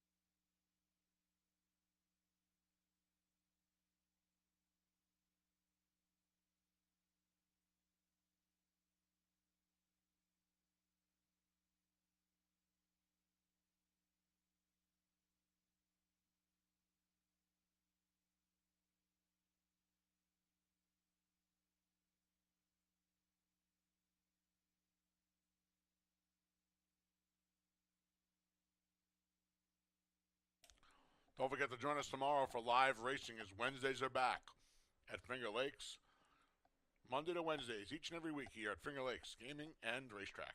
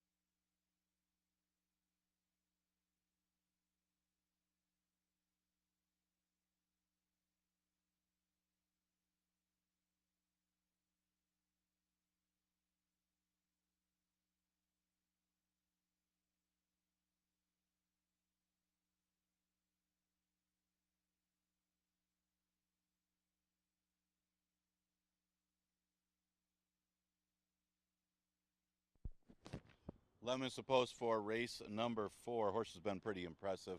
My Bronx Baby takes another one. Had to battle with Honest Banker, so this one was a little bit of a litmus test for My Bronx Baby.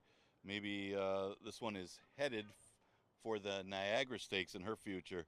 Jackie Davis for trainer Carl Grusmark starts the pick 6. Fourth race, we scratch the 4, Medici. This is an interesting race. I did take a little bit of a long shot in here on top, and I say that, but he's currently the lukewarm favorite, as Hyperspeed not going off, at least not so far, the 8-1 morning line that he was posted at. This one does show some nice works for the return of the races. And keep in mind, back in July and August, this horse was running against allowance horses, dropped in class all the way to the bottom, significant drop to 5,000, was able to win that day, and then was laid up for the winner. Comes back at the bottom level again and in for the waiver claim. Should be just better than these, showing the bullet works. If he's sharp enough, he should be one of the main contenders in race number 4. Would like to get that 8-1 on him. The 2 Crunch BBB, can't say enough about how this horse has done well at the bottom level. It broke his maiden first asking against a slow $5,000 field, but he did it pretty easily. Came back, and you could say he came back and won, but he did take out half the field at the start, which kind of helped his cause and ended up going on to victory. Still a good effort, but he only technically beat half the field because half of them got taken up. They ran into a sharp CJ's Grand Slam and then dropped to 5 and ran a good second and first after that. So the horse was running consistently last year, comes off the bench here, and would be no surprise in race number 4. The 7 is Lars for Carlo Callahan. This one did take a little money last time. Hard to like him as a favorite, as this horse is 5-2 morning line, but was running against decent competition at Penn National before arriving here. Has tactical speed that he could get a good stalking trip behind the speed of Gonna Be Dancing and Crunch BBB, and could be in good position to have an impact in here. And right now it's 3-1. Could see him winning, he just wouldn't take a short price on Lars. Exacta Try Super Daily Double and pick 5 starts in race number 4. Scratch 4, Banco Medici.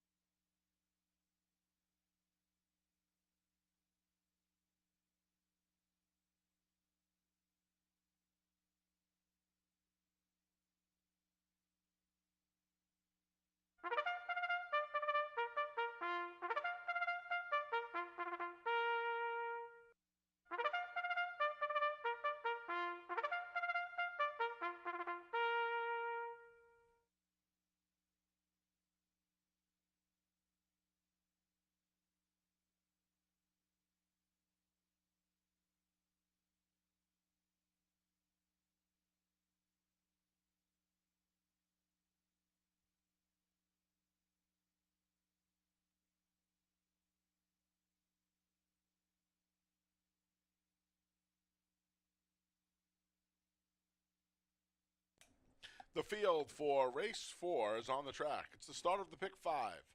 Here's the one going to be dancing with Heeman Harkey. The 2 is Hyper Speed with Joel Cruz. The 3 is Crunch BBB with Andre Worry. Scratch the 4, Banco Medici. The 5 is Stormy New York with Jeremiah Flores. The 6 is Holy Matrimony. Michael Davila Jr. rides, and Louis Gutierrez, the trainer, looks for 3 on the day. And there's the 7, Lars with Caber Koa. That's your field of 6. Pick 5 time here at the Lakes. Kind of a wide open tote board here, focused on 4 of them. I like the longest shot of the 4. That's the number 3, Crunch BBB, who is 3 for 5 in his short career. Comes back for the waiver. Haven't seen him since September. He went to the bench winning the 2 life. Was disqualified from the 2 life back in June of last year. So he's crossed the line first 3 times, but he only has 2 official victories. He has speed. We'll see if returning at 5 is going to be okay. He debuted at 6, so it should not be an issue. I don't think it'll be an issue anyway. Some other speed in here. And he won from off the pace before going to the bench. It may behoove him to wait and sit off some of the other speed, but sometimes these horses come back fresh, and they have even more speed than they normally do. The one going to be dancing a player from the rail, he came back fresh. He was ready to roll for Ronnie Bree Jr. Got the job done at almost 5-2. Second week in the meet. He seems to be under the gun from the rail, and I would imagine Harkey's going to be aggressive from the gun with him. He'd have to go forward. And Holy Matrimony to number 6. Now he's one of the bigger prices in here. He's at 8-1. Trainer Louis Gutierrez won the first 2 races on the card. This horse has hit the board in half of his starts here at Finger Lakes way back when. This horse broke his maiden many, many, many moons ago. He missed 2 years at one point. In fact, he broke his maiden and then won off the 2+ years. So the layoff from November does not bother me in the least. This horse won as a first-time starter and off a 2+ year layoff. So Holy Matrimony in for the waiver. I think that's fantastic, too. He's 8 years old. He has 16 starts, and they put him in for the waiver. It's great. He's a pick 5 separator, especially in the first leg. So I would use all 3 of them in here. 1, 3, and 6 for me. I put the 3 Crunch BBB on top. Best of luck here in race 4. Don't forget to download your free PPs, courtesy of Equibase, over at FingerLakesGaming.com each and every racing day for the 2024 season. Post time in about 3 minutes. Get those pick 5 tickets in. Best of luck here at Finger Lakes.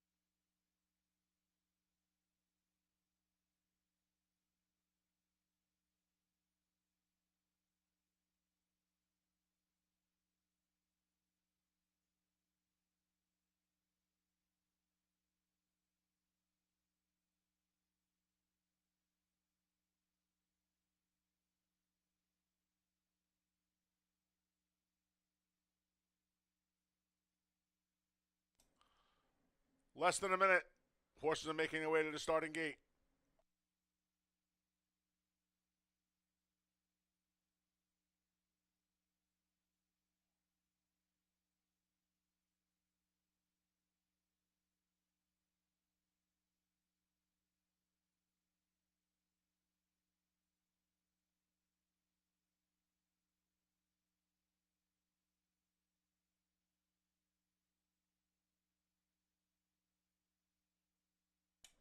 The field for race 4 is at the gate, and it's post time.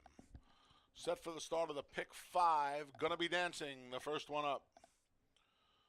A wide open tote board here in the 4th. 3 of them currently at 5-2, 1 at 3-1. Gonna be dancing goes in. Next up is Hyper Speed.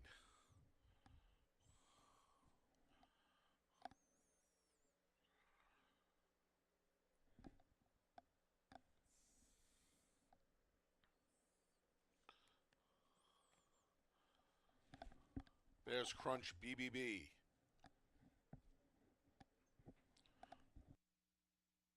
Stormy New York goes in.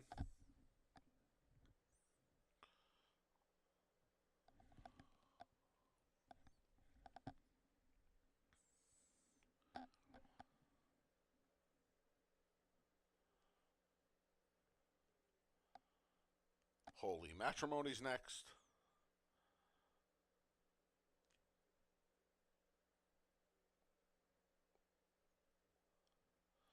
The last to load is Lars. They're in the gate.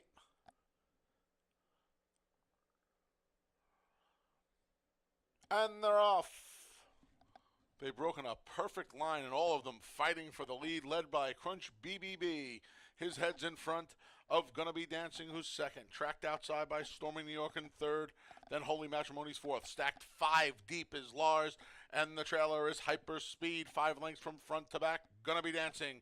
A short lead taken away from Crunch BBB. Holy Matrimony with a 3-wide bid through a contentious 22-2 opening quarter.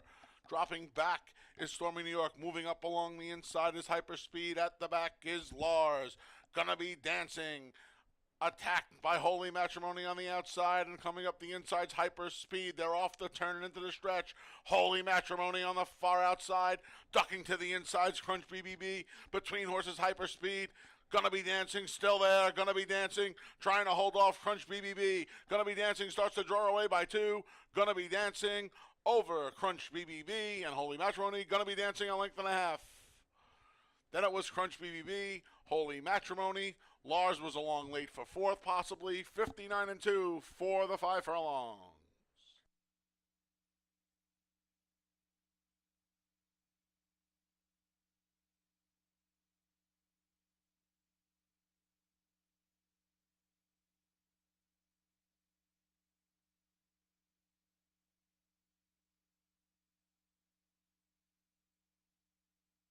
Number 1, Gonna Be Dancing first.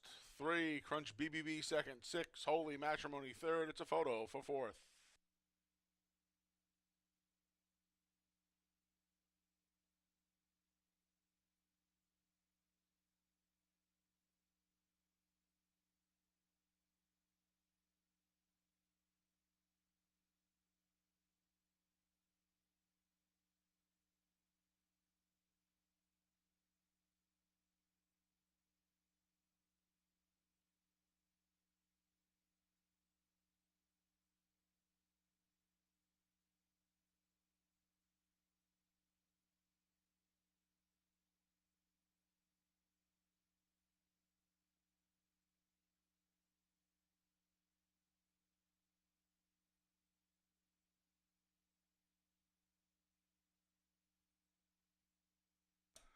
Ladies and gentlemen, please hold all tickets.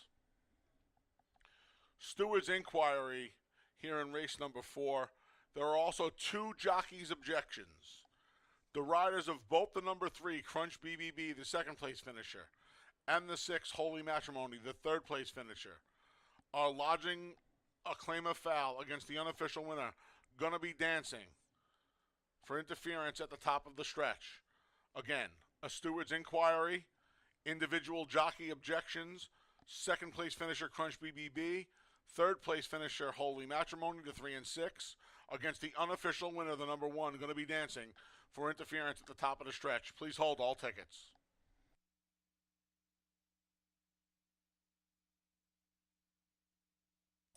Returning to the winner's circles, the number 1 going to be dancing. The 6-year-old gelding is a son of War Dancer. Out of the Not for Love mare, going to be Love.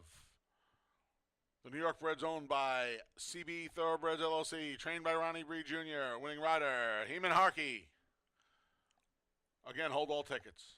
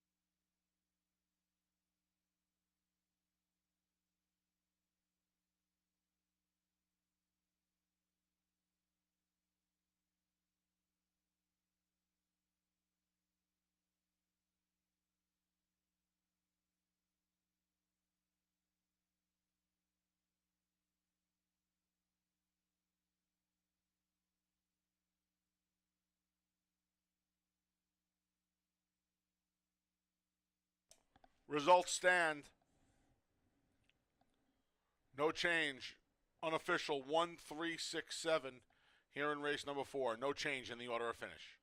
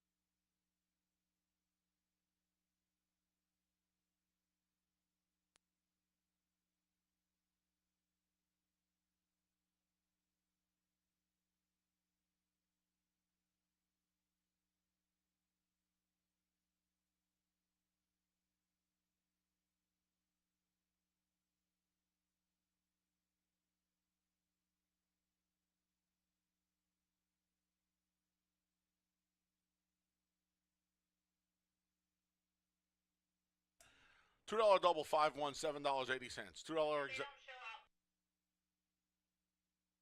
out. $2 exacta 1-3, 23.40. 50-cent try 136, 16.62. 10-cent super 1-3, 6-7, $10.50. 50-cent pick 3, 6-5-1, $3.90. And the 50-cent pick 4, 1-6, 5-1, $34.12. Race 5 comes up next. It kicks off the late pick 4. No changes in the 5th. Post time is in over 17 minutes.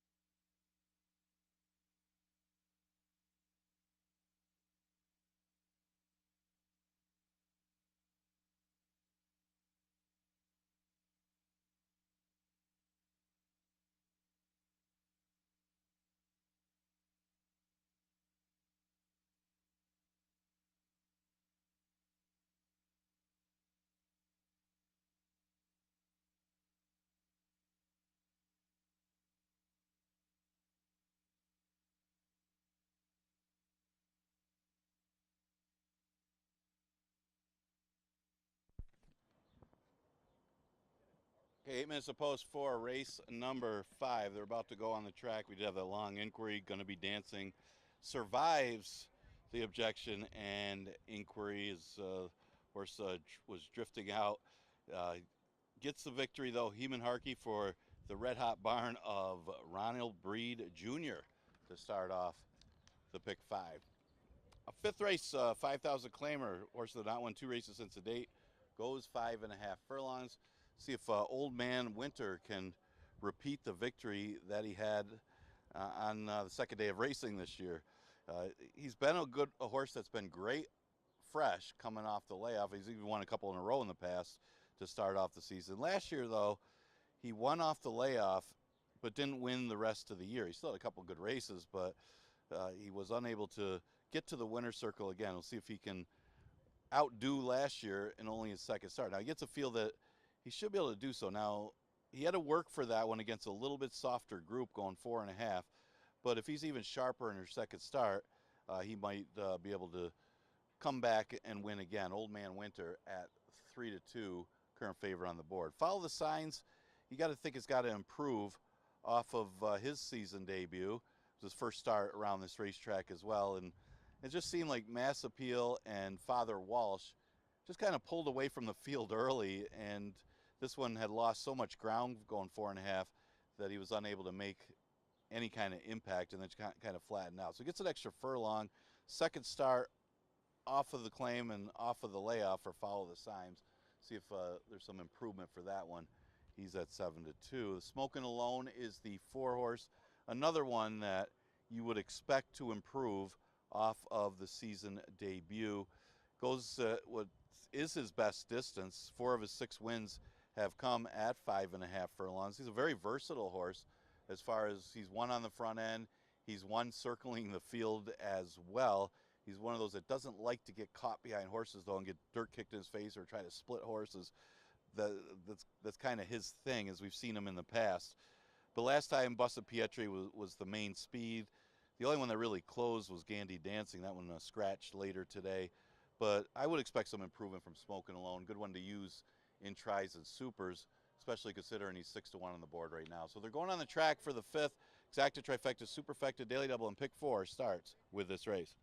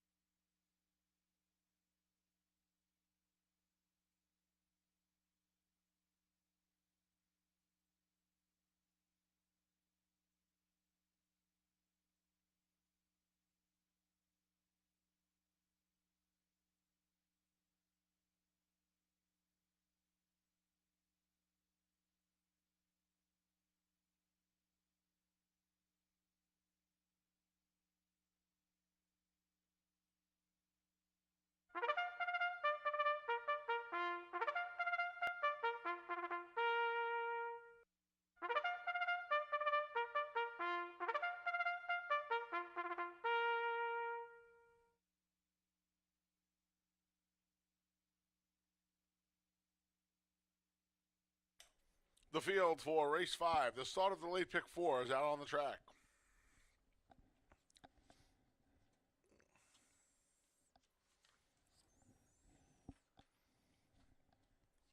The 1 is Follow the Signs with Andre Worry.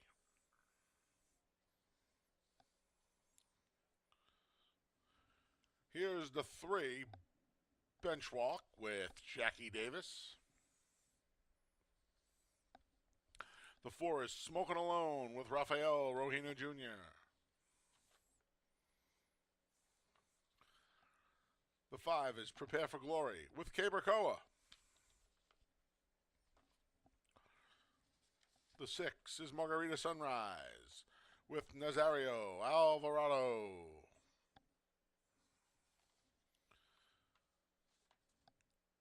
And the 7 is Maseta with Heeman Harkey. That's the field of 7. Forgot one. There he is. Old Man Winter, number 2. Michael DeVilla Jr. Now that's the field of 7. Late pick 4, 50-cent minimum. If you play along with FingerLakesBonusBets.com, 6% back all the time on Finger Lakes. Bet over $2,500 a month, you get 8% back. Head over to FingerLakesBonusBets.com for more details. A lot of great promotions going on over at the website. You can download your free PPs over at FingerLakesGaming.com, courtesy of Equibase, each and every live racing day.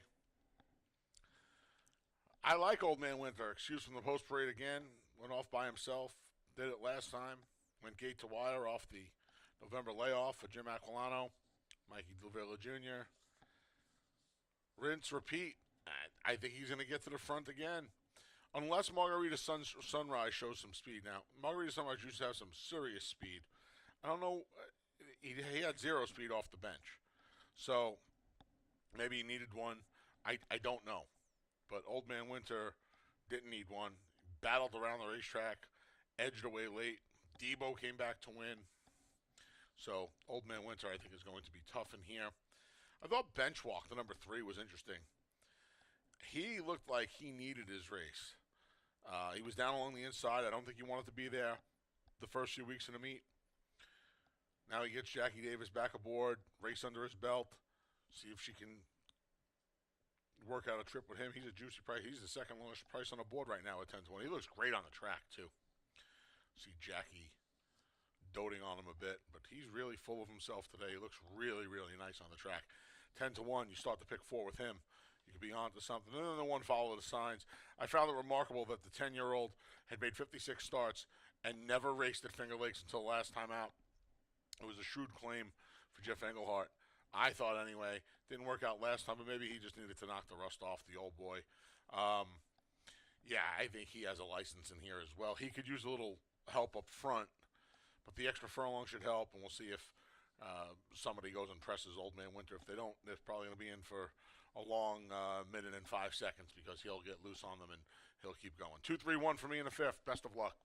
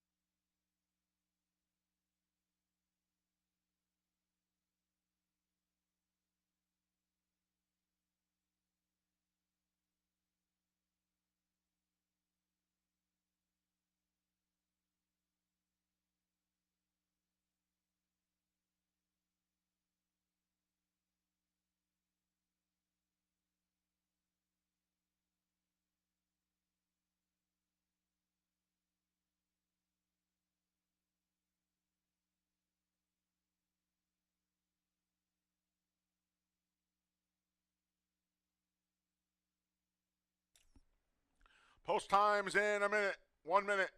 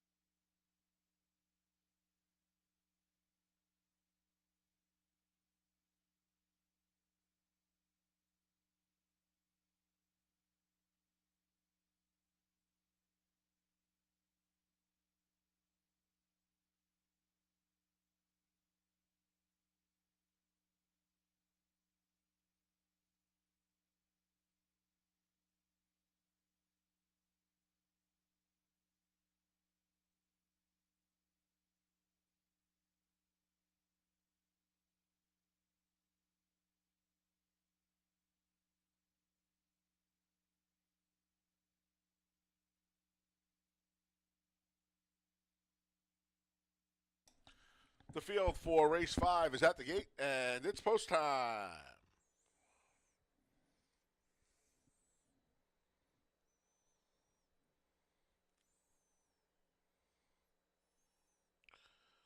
Follow the signs goes in.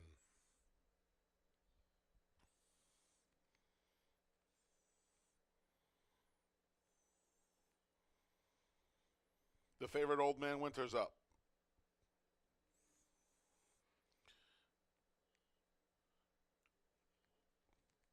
Bench walk loads.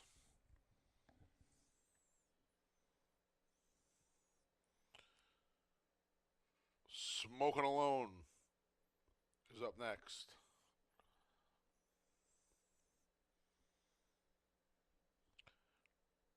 Prepare for Glory goes in.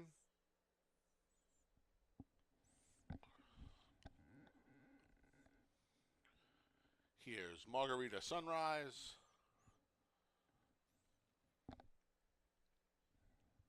Last up is Maceta. They're in the gate. And they're off from between horses. They're Smoking Alone for the lead.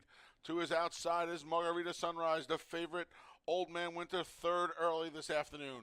He's followed by Benchwalk. To his outside is Prepare for Glory. Then Maceta along the inside. The trailers follow the signs, but he just moved up 7 or 8 lengths from front to back. Margarita Sunrise at a big price. Has a length and a half, 2-length lead on Smoking Alone as Old Man Winter alters course and goes outside through a 22-3 opening quarter. 3 lengths back to Benchwalk. A length and a half more to follow the signs, who's tracked by Maceta. Prepare for Glory's at the back. Margarita Sunrise is at the front. Old Man Winter trying to reel him in. Here comes Benchwalk at a big price with a 3-wide move along the inside, Smoking Alone. Off the turn and into the stretch. Margarita Sunrise is still there. Old Man Winter still trying to chase him down. Benchwalk down the center, weaving his way through, follow the signs. Deep stretch here. Margarita Sunrise just was passed by the favorite Old Man Winter. Benchwalk trying to upset. Old Man Winter trying to hold off Benchwalk, and he's gonna. It's Old Man Winter by 3 parts of a length. Then it was Benchwalk, Margarita Sunrise, and follow the signs. Final time, 106-1.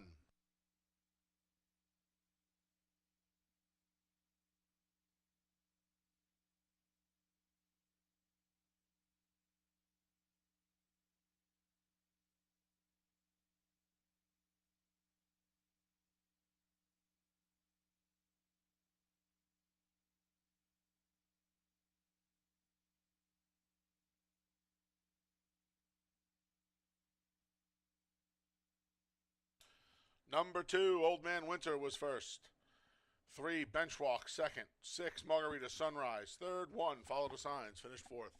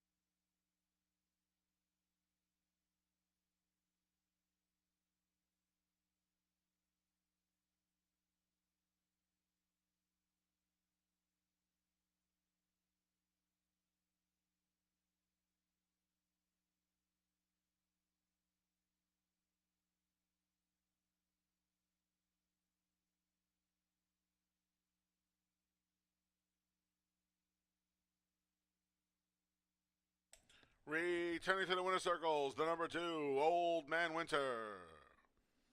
7-year-old gelding on Munnings. Out of the Euro Silver Mare, Never Said I Was Sweet, is owned and trained by James Aquilano, winning rider Michael Davila Jr.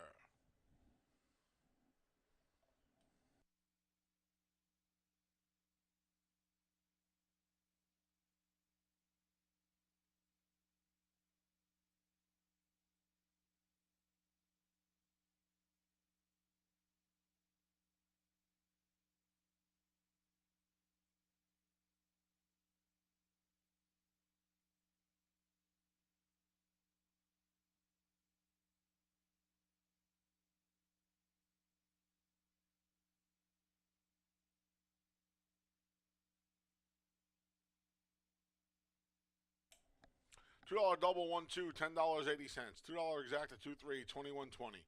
50-cent try 236, 77.75. 10-cent super 2-3, 6-1, $87.85. 50-cent pick 3, 5-1-2, $3.60. Race 6 comes up next. The final pick 3 of the day kicks off in the 6th. Scratch the 3, Sweeping Passion. Race 6, scratch the 3. Post time for race 6 is in just over 20 minutes.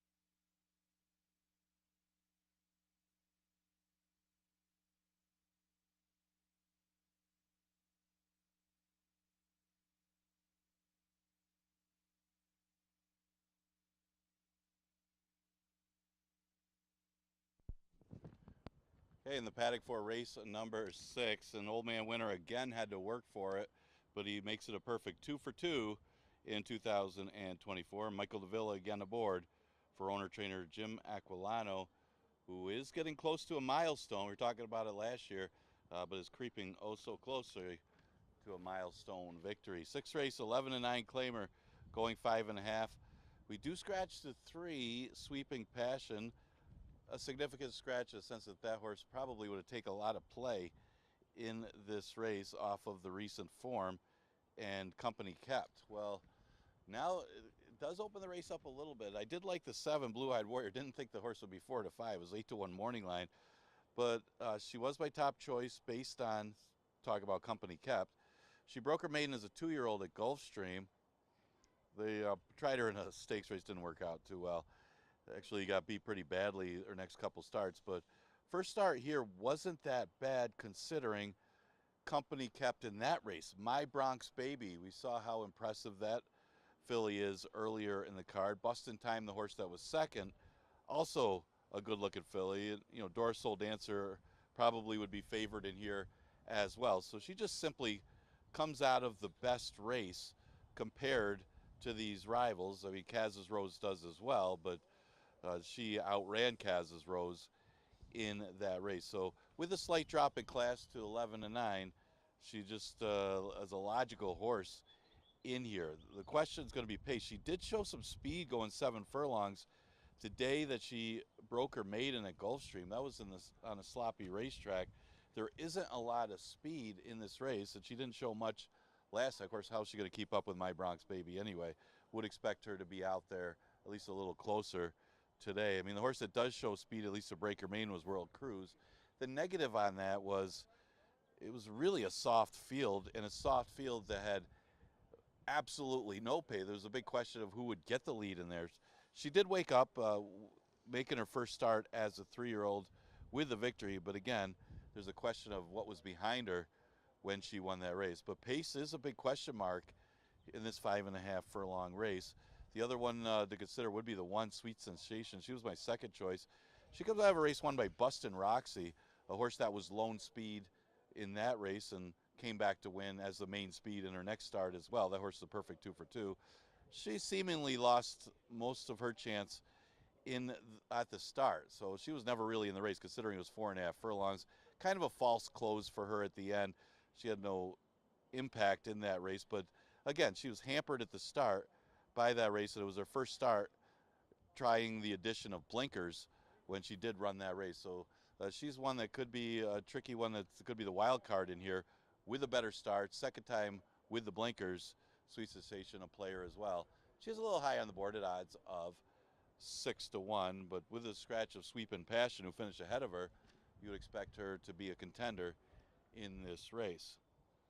Mentioned the 5 Kaz's Rose. She hasn't shown much since breaking her maiden, and her first start over the track, yeah, she didn't do anything in that My Bronx Baby race, but they do just drop her to 11-9. You would think that they wouldn't have a problem dropping her 5, so it's a good sign coming out of that race that she's in here as well. And you know, maybe she lost interest and never in it behind Blue Eyed Warrior. Didn't take much play that day, but again, with the drops coming out of the same race as Blue Eyed Warrior, who I do like, maybe Kaz's Rose, another one that could step up and, you know, maybe improve off of her recent form. Exacta Tri Super Daily Double Pick 3 starts in race number 6. Again, scratch the 3, Sweeping Passion.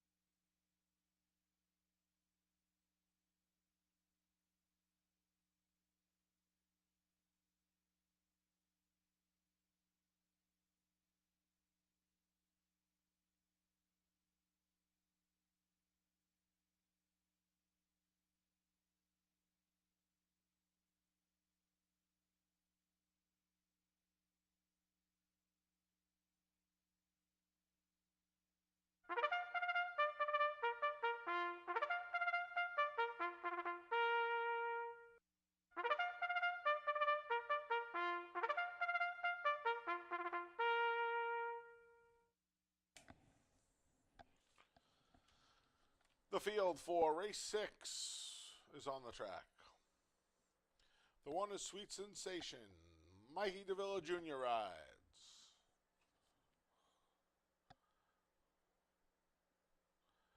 The 2 is the Mischievous One with Nazario Alvarado. Scratch the 3, Sweeping Passion. The 4 is World Cruise with Emmanuel De Diego. The 5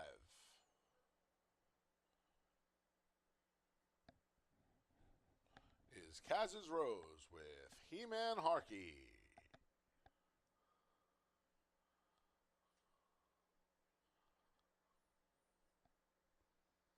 The 6 is Monihan Don with Joel Cruz. And the 7 is Blue Eyed Warrior with Andre Worry. That's the field of 6. Post times in a little over 3 minutes. We kick off the final pick 3 of the day. I landed on the number 1, Sweet Sensation. Source did not have a good go of it first off of the return to Finger Lakes after wintering down at Gulfstream Park. And I think with a cleaner break, an extra furlong, this was fast and sealed last time behind multiple winner Bustin' Roxy, who's going to look for her 3rd win of the meet tomorrow. This horse actually overcame a lot. Bad start, some trouble midway on the turn. She made up some ground late. I think second off the bench. She hasn't won in a couple of seasons, but I think second off the bench, she might be all right at a price 6-1 on the 1 Sweet Sensation. See if Michael DeVilla Jr. can go back-to-back on the Tuesday card. The 7 Blue Eyed Warrior. I know that the favorite, Sweeping Passion, the morning line favorite, was scratched out of here. I never imagined Blue Eyed Warrior being under 3-1 in here today, but here we are, and she is. And she was okay last time against My Bronx Baby. Drop it in where she belongs now, I guess. I mean, she's been in some really tough spots. The stakes race down at Aqueduct. They sent her a mile. That day, they sent her 7/8. Then last time against My Bronx Baby and Bustin' Time. Both came back to win. She should be the favorite. I don't think anybody should be that short in here. And then the 4 World Cruise. World Cruise returned from the October layoff, dropped in class, added Lasix, and went right to the top and kept going. Took some money that day, too. I don't see a lot of natural sprint speed in here. Maybe that's part of the reason Blue Eyed Warrior's taking money, but I could see World Crew speed pop in this field again. 174 for me. Again, final pick 3 today kicks off here. Post time in a little over a minute. Best of luck in the 6th race.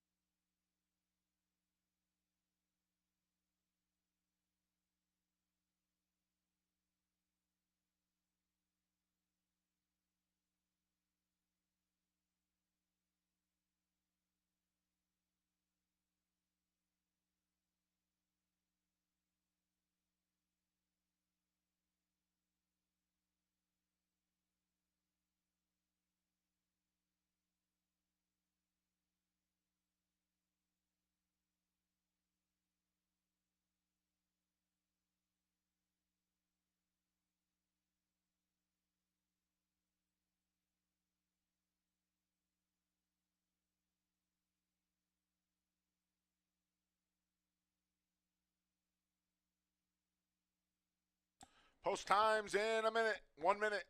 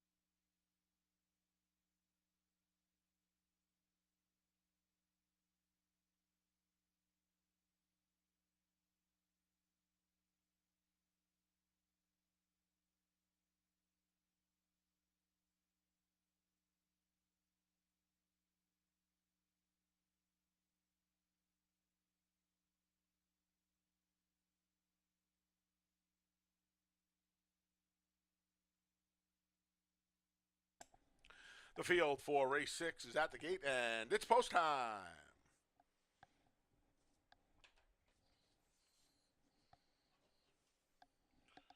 Sweet Sensation goes in first, followed by Long Shot, the Mischievous One.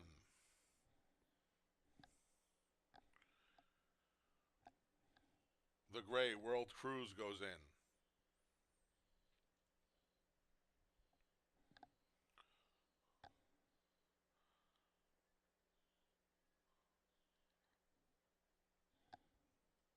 Kaz's Rose. Up next is World Cruise acts up a little bit in the gate.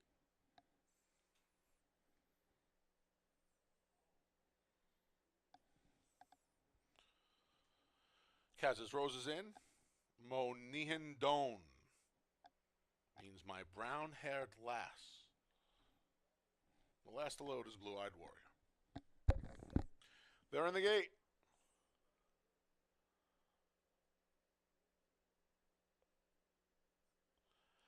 And they're off. In between horses, there goes World Cruise for the lead. Monihan Doan to the outside. Kaz's Rose between. Far outside is Blue-Eyed Warrior. Down along the inside is the Mischievous One, and it's 5 lengths back to the trailer. Sweet Sensation up front. World Cruise has a 2-length lead.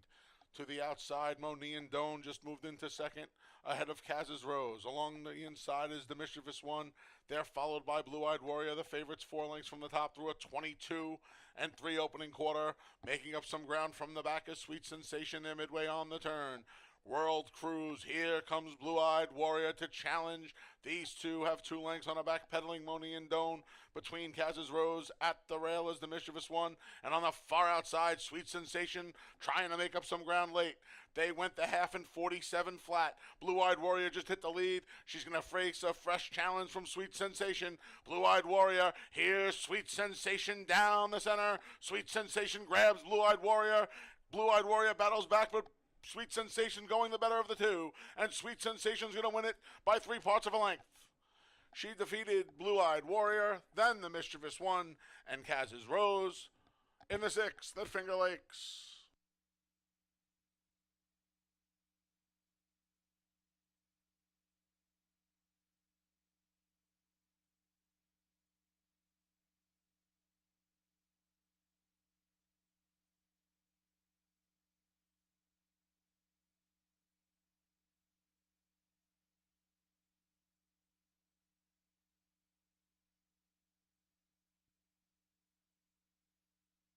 Number 1, Sweet Sensation was first. 7, Blue-Eyed Warrior second. 2, the Mischievous One third. 5, Kaz's Rose finished fourth.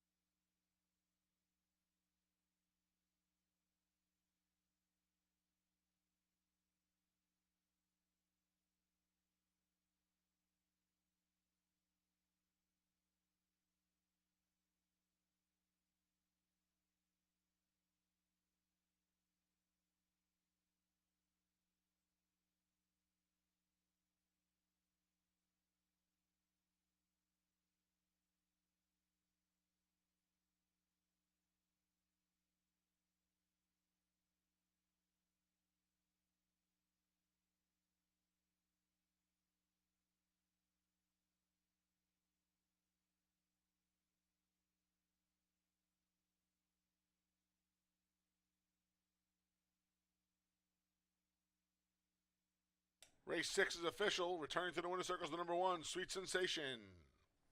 5-year-old mare by Tapazar out of the Taka mare. True Sensations owned by Bear Valenti Racing, trained by Asaph Ronan. 2 in a row for jockey Michael Davila Jr.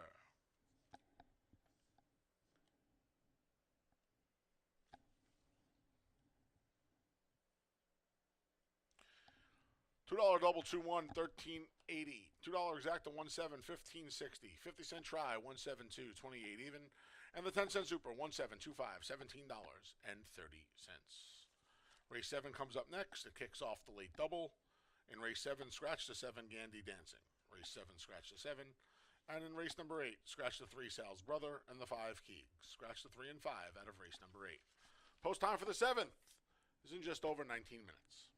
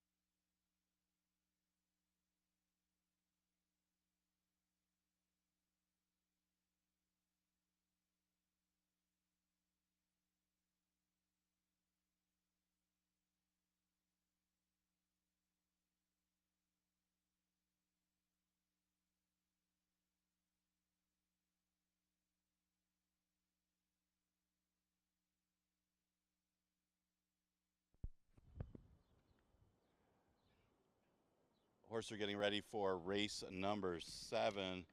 And Blue Eyed Warrior kind of swept to the front end. Looked like it was going to win, but did not see Sweet Sensation coming from the back. And the two of them went to the wire together with Sweet Sensation able to get up to get the victory. Michael Davila, another win for him. How good has Michael Davila been so far this year?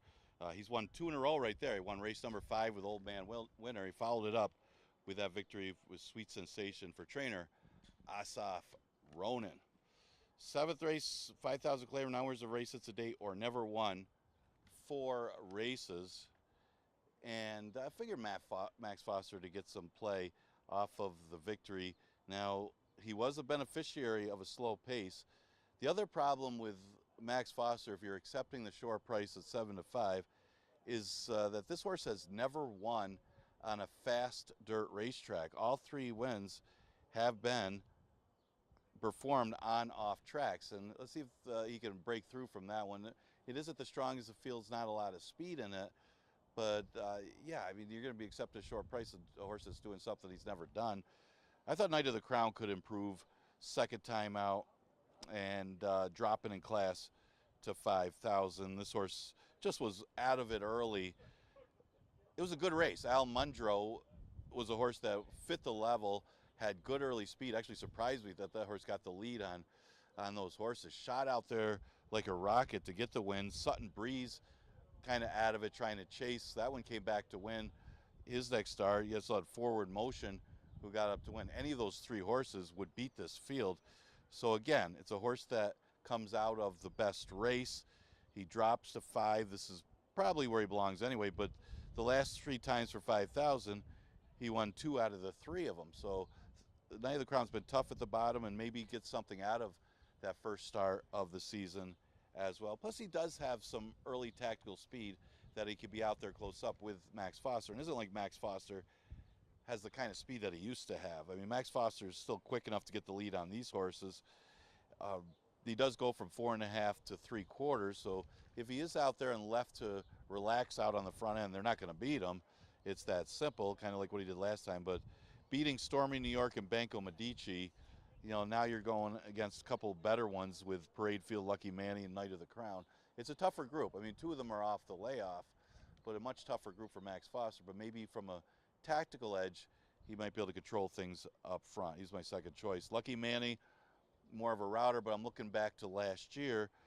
Lucky Manny coming off the layoff, similar layoff as this year, ran a good second against allowance horses, including a next out winner in New York Anthem.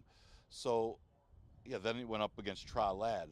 So Lucky Manny kind of a wild card in here as well, because if you go back to last year, the race that he ran last year would be good enough to easily beat these. So if he's ready off the layoff, even at a sprint of 6 furlongs, he's definitely dangerous in here off of that second place finish. Yes, he's winless at the distance, but let's face it, he's faced tougher at the distance in the past. Those are a few of the contenders for the 7th. Exacta Tri Super and Daily Double offered in this race. Scratch the 7, Gandy Dancing.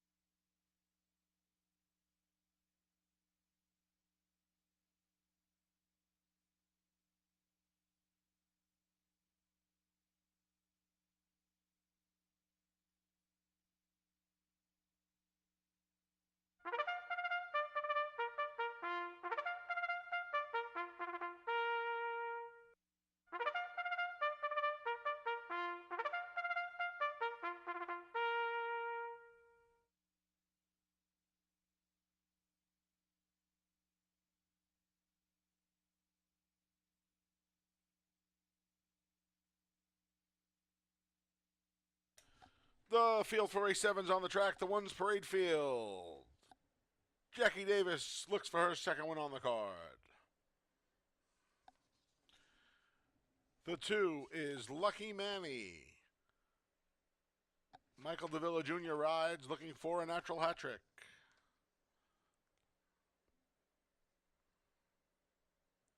The 3 is Tuck a Buck Away with Anthony Rodriguez.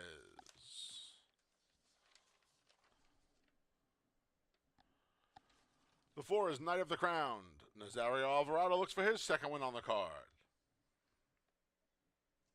As does Heeman Harkey. He's on the 5. Max Foster. The 6 is Oliver with a twist and Jose Baez. Scratch the 7, Gandy Dancing. That's your field of 6 as we kick off the late double here.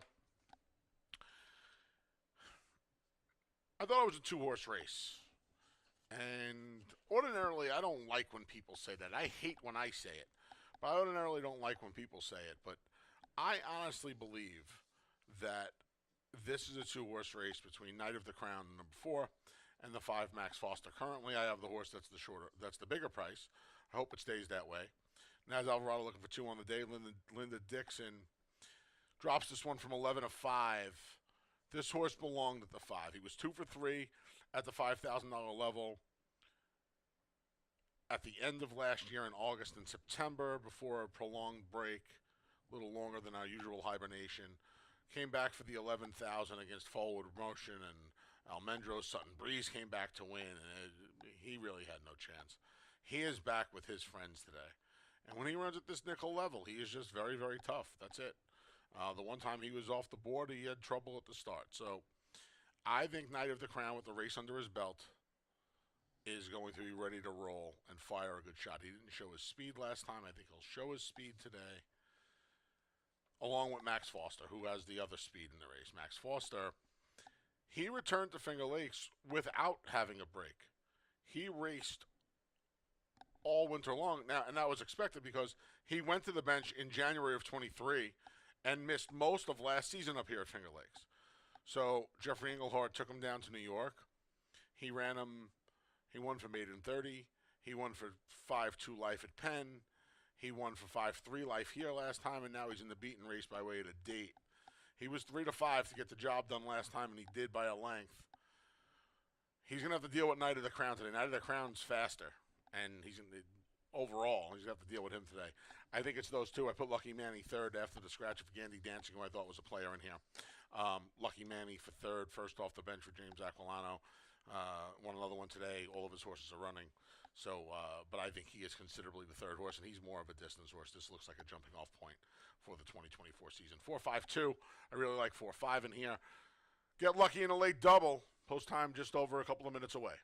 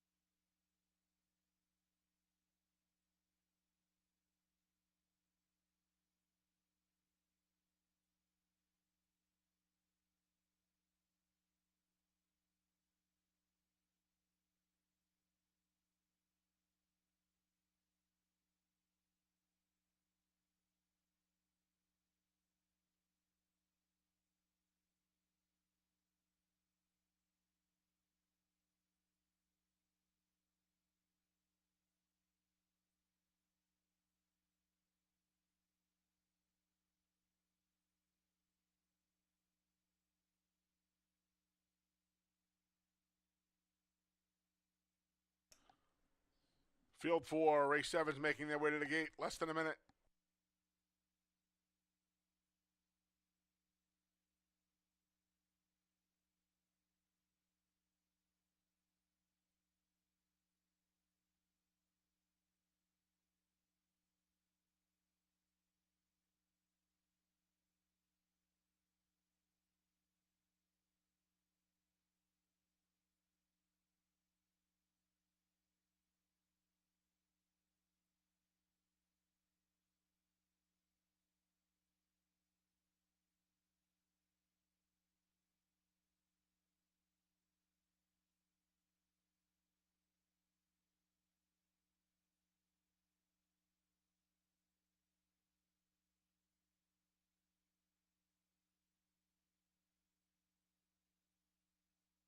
The field for race 7 is behind the gate, and it's post time.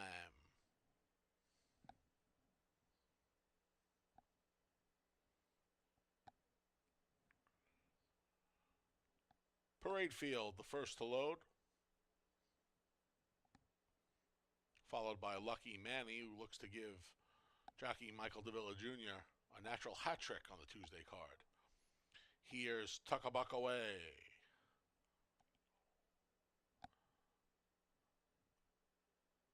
Knight of the Crown goes in. The favorite, Max Foster.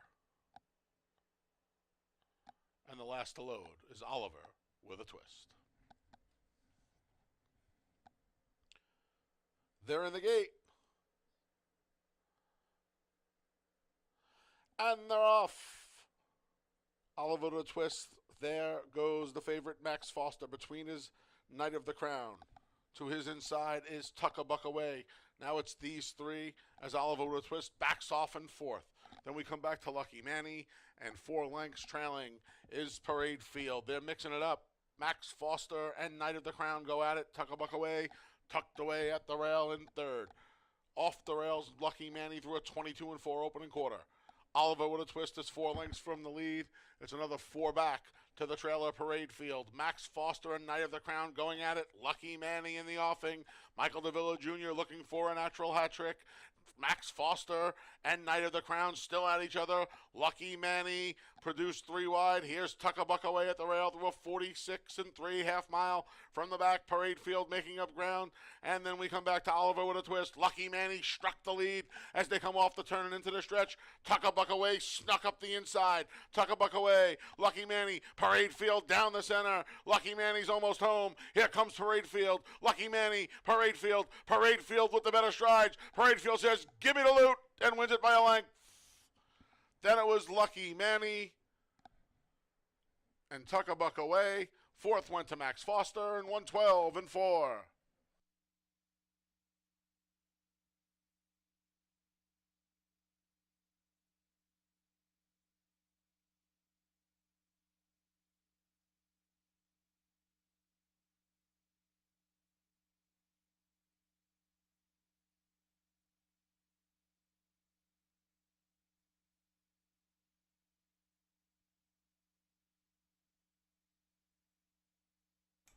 Number 1, Parade Field was first. 2, Lucky Manny second. 3, Tuck a Buck Away third. 5, Max Foster was fourth.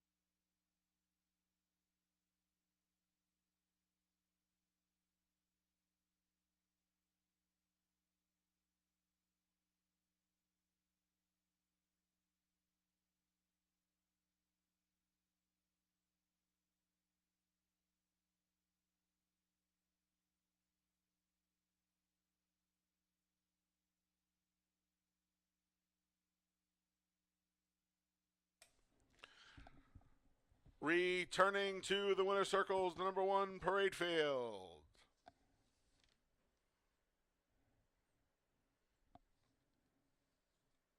The 8-year-old gelding by Quality Road out of the Smart Strike mare. Special guest is owned and trained by Michael Lassesi. 2 on the day for winning rider Jackie Davis, and it's official.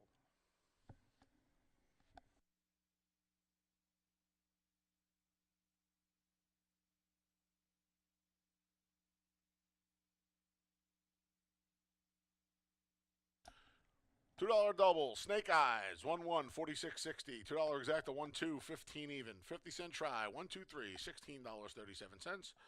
And the 10-cent superfecta, 1, 2, 3, 5, $7.82.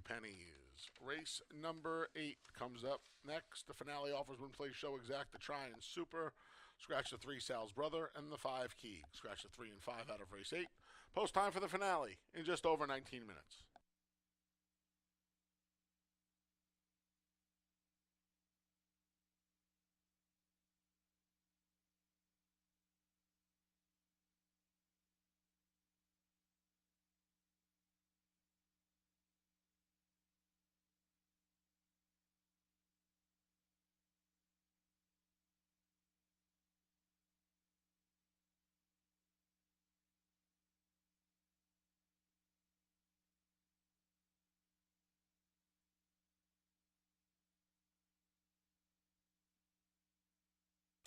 We had a claim out of race 7, the number 5, Max Foster, to new owner-trainer David Iola. David Iola claimed the 5, Max Foster, owner-trainer in race number 7. Don't forget, back at it tomorrow, folks. Wednesday racing is back here at Finger Lakes.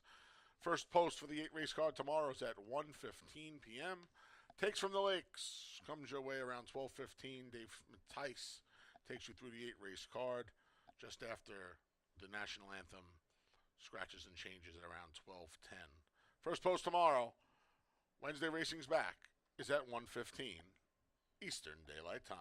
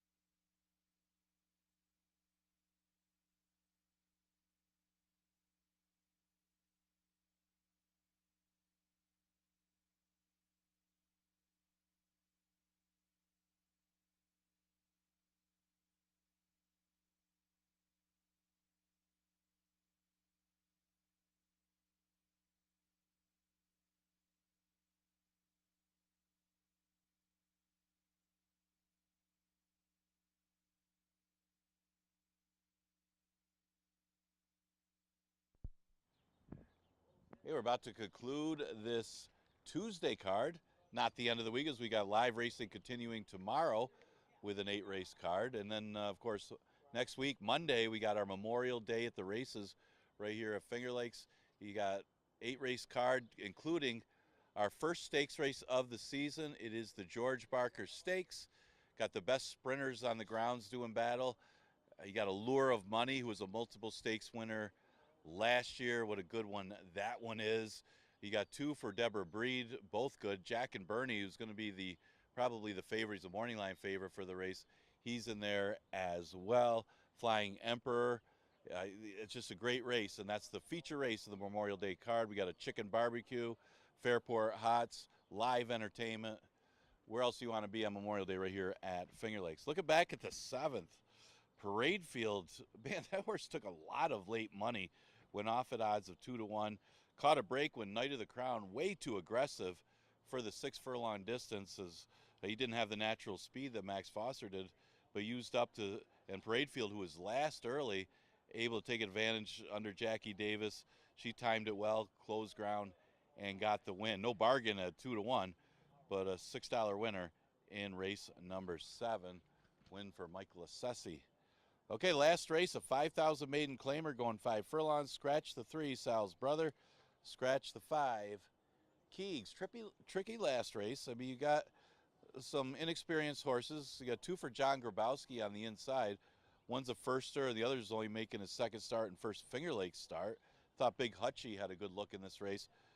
But it's also a question of pace. We've seen a couple deep closers win here late in the card, so not sure you're like one with everything as much as you would have yesterday, with yesterday's speed doing well. One with everything was hard ridden early to get the lead last race at 23. Ended up going 47.5, but they ran 1-2 around the racetrack. Just Chasing You was a little bit better than One with Everything, but they did go slow. It almost looked like Watermelon Crush had dead aim on him. He was sitting right behind him and was unable to gather any momentum. They just kind of ran together. Well, it seems like the same type of race here. There doesn't seem to be much for early pace, at least from what the horses have shown so far in their career, that maybe One with Everything can control the pace again if he's got a little better natural speed, or he's not so hard-assed to get that lead in 23 and 47. If he's out there pretty easily in 23 and 47, he's probably going to win this race. Big Hutchie is the tricky read here. This one only making his first Finger Lakes start. I mentioned second career stars, showed nothing in his debut, but they did bet the horse. He went off at odds of 9-2 in that race. It's a half to a horse that was a stakes winner by Big Brown. Wants longer distance, but Shore's up to 5 furlongs and couldn't have caught an easier bunch. Big Hutchie at 3-1. The other one that had an interesting look to it was the 6 Rebel Jackses from a breeding standpoint. He's only made 3 starts, all of them on different surfaces, though. This will be the first time on the dirt, but that dam ran second in a graded stakes in California and is a half to a multiple graded stakes winner. Attracts Andre Worry and maybe is better than these horses. We'll see how he fares on the dirt. Is getting a little play at odds of 7-2. He looks like the other one that could be a win threat here in the last. You do have a firster in here, the one, Tis Big Money, and this one, not the fastest of works, is a Colorado bred. Not sure if I've ever seen a Colorado bred in here at Finger Lakes. Tis Big Money, maybe sent in by primetime Deion Sanders. Exacta Try is super offered in the last. Scratch the 3 and the 5. Good luck.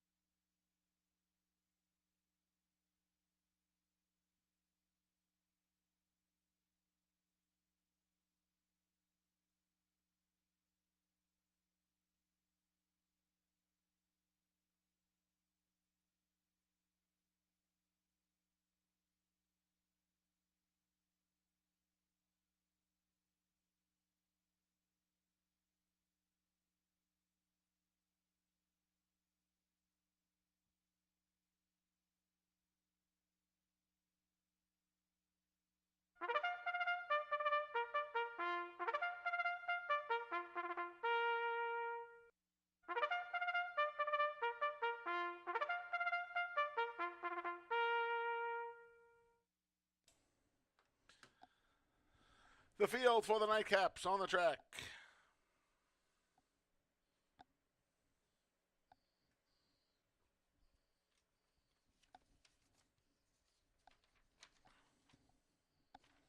The one is Tis Big Money.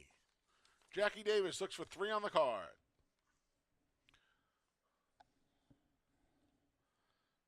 The 2 is Big Hutchie with K. Barcoa. Scratch the 3, Sal's brother. The 4 is One with Everything. Heeman Harkey looks for a riding double. Scratch the 5, Keegs. The 6 is Rebel Jackson with Andre Worry. And the 7's Watermelon Crush with John Berrios. That's your field of 5 here in the finale. I like one of the longer prices in here, the number 7 Watermelon Crush, who finished behind One with Everything last time out by a length and a half. One horse is 2-5, one horse is 6-1. I never understood that. Never understood that.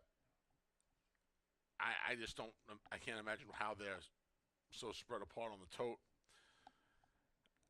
Look, one horse is, Watermelon Crush is 0 for 22, One with Everything's 0 for 8.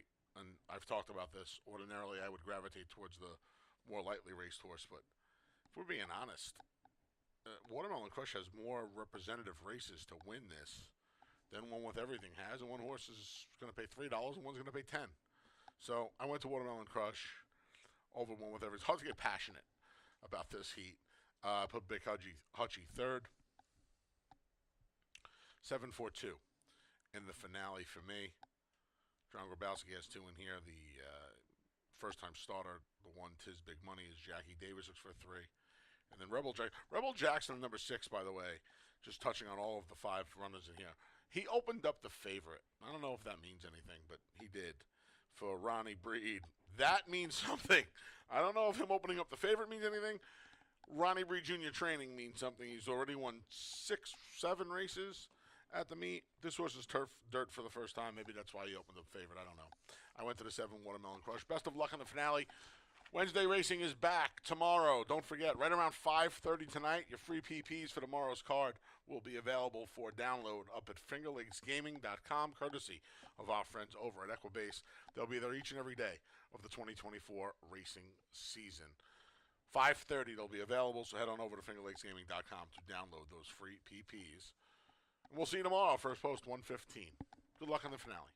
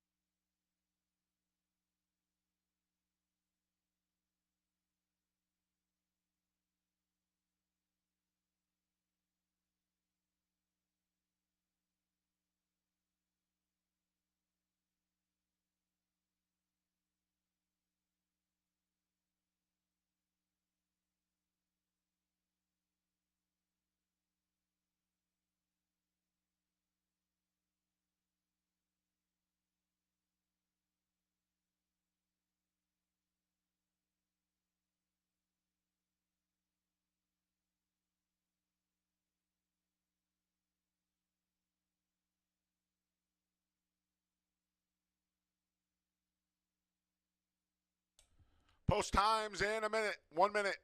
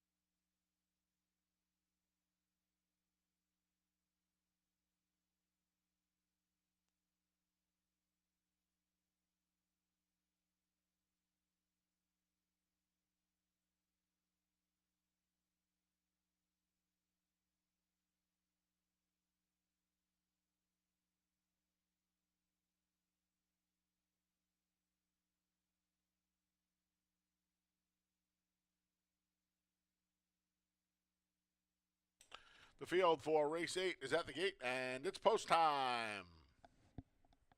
Set for the Tuesday nightcap. Don't forget, live racing resumes tomorrow. Wednesday racing back at Finger Lakes. First post, 1:15 p.m. Download your free PPs, courtesy of Equibase at fingerlakesgaming.com, starting at 5:30 tonight.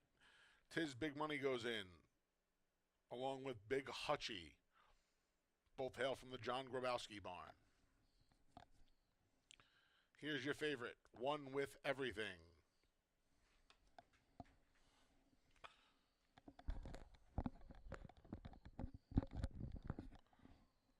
Rebel Jackson goes in next. And the last to load is Watermelon Crush. They're in the gate. And they're off. First, there Tiz Big Money out first to the outside. There's Watermelon Crush now rushing up between One with Everything, as well as Rebel Jackson. The trailer early on is Big Hutchie. Emerging with the lead is One with Everything. Tracked by Rebel Jackson. Stacked 3 wide is Watermelon Crush. Making up some ground now is Big Hutchie. And the firster, Tiz Big Money, trails 23-2 opening quarter. One with Everything dealing with Rebel Jackson and a 3 wide Watermelon Crush. These three have 3 lengths on Big Hutchie, who has 3 more on his stablemate Tiz Big Money. Off the turn, into the stretch, One with Everything, and Heeman Harkey looking for a riding double. Big Hutchie with big strides up the inside. Big Hutchie a main danger to One with Everything. It's getting tight on Big Hutchie, but he's trying to bust on through. Big Hutchie kicks in the door and gets past One with Everything. Here's Rebel Jackson. Big Hutchie, One with Everything, Rebel Jackson. 3 noses on the line. Oh, looks like Big Hutchie was Big Papa in the finale. It got real close. One with Everything there. Rebel Jackson, Tiz Big Money from the clouds.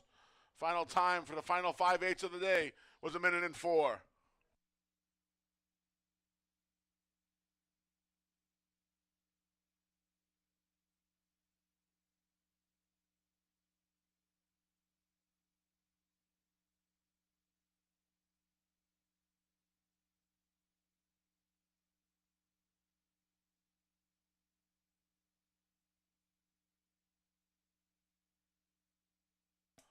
That's a photo finish. Hold all tickets.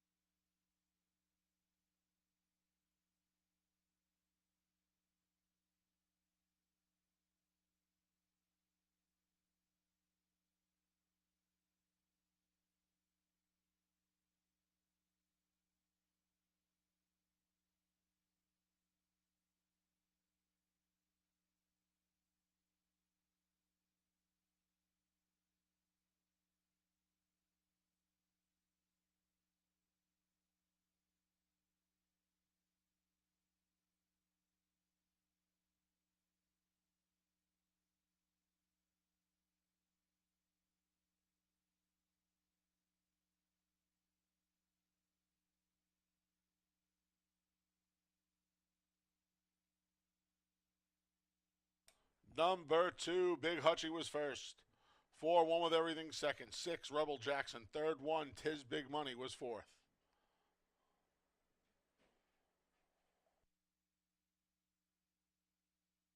Returning to the winner's circles, the number 2, Big Hutchie. The 3-year-old son of Big Brown, out of the Patriot Act mare A.P. Hutchie, is a New York bred. Big Hutchie's owned by Green Polka Farms, trained by John Grabowski. Winning rider, Cabercoa.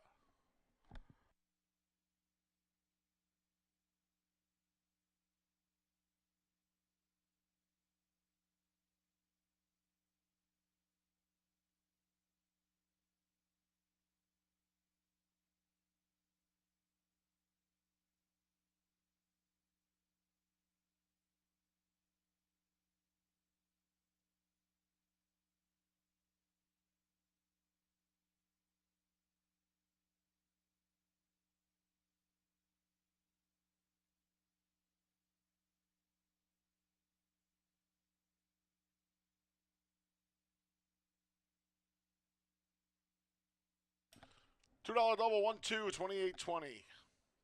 $2 exact to 2-4, 13 even. 50-cent try, 2-4-6, $6.80. 10-cent super, 2-4-6-1, $3.60. 50-cent pick 3, 1-1-2, $41.50. Pick 4, 2-1-1-2, $57.37. Pick 5, $216.25. Pick 6 was hit, 6 of 6, $565. 5 out of 6, $11.40. That wraps up the racing portion of the day here at Finger Lakes Gaming and Racetrack. Racing resumes tomorrow with a first post of 1:15 Eastern Daylight Time. On behalf of the broadcast team, staff, and management here at Finger Lakes Gaming and Racetrack. Again, casinos open until 4 a.m. I'm the Big A, Anthony Stabile. First post tomorrow for the 8-race card is 1:15. Until then, please arrive home wherever you're going safely. Have a great night.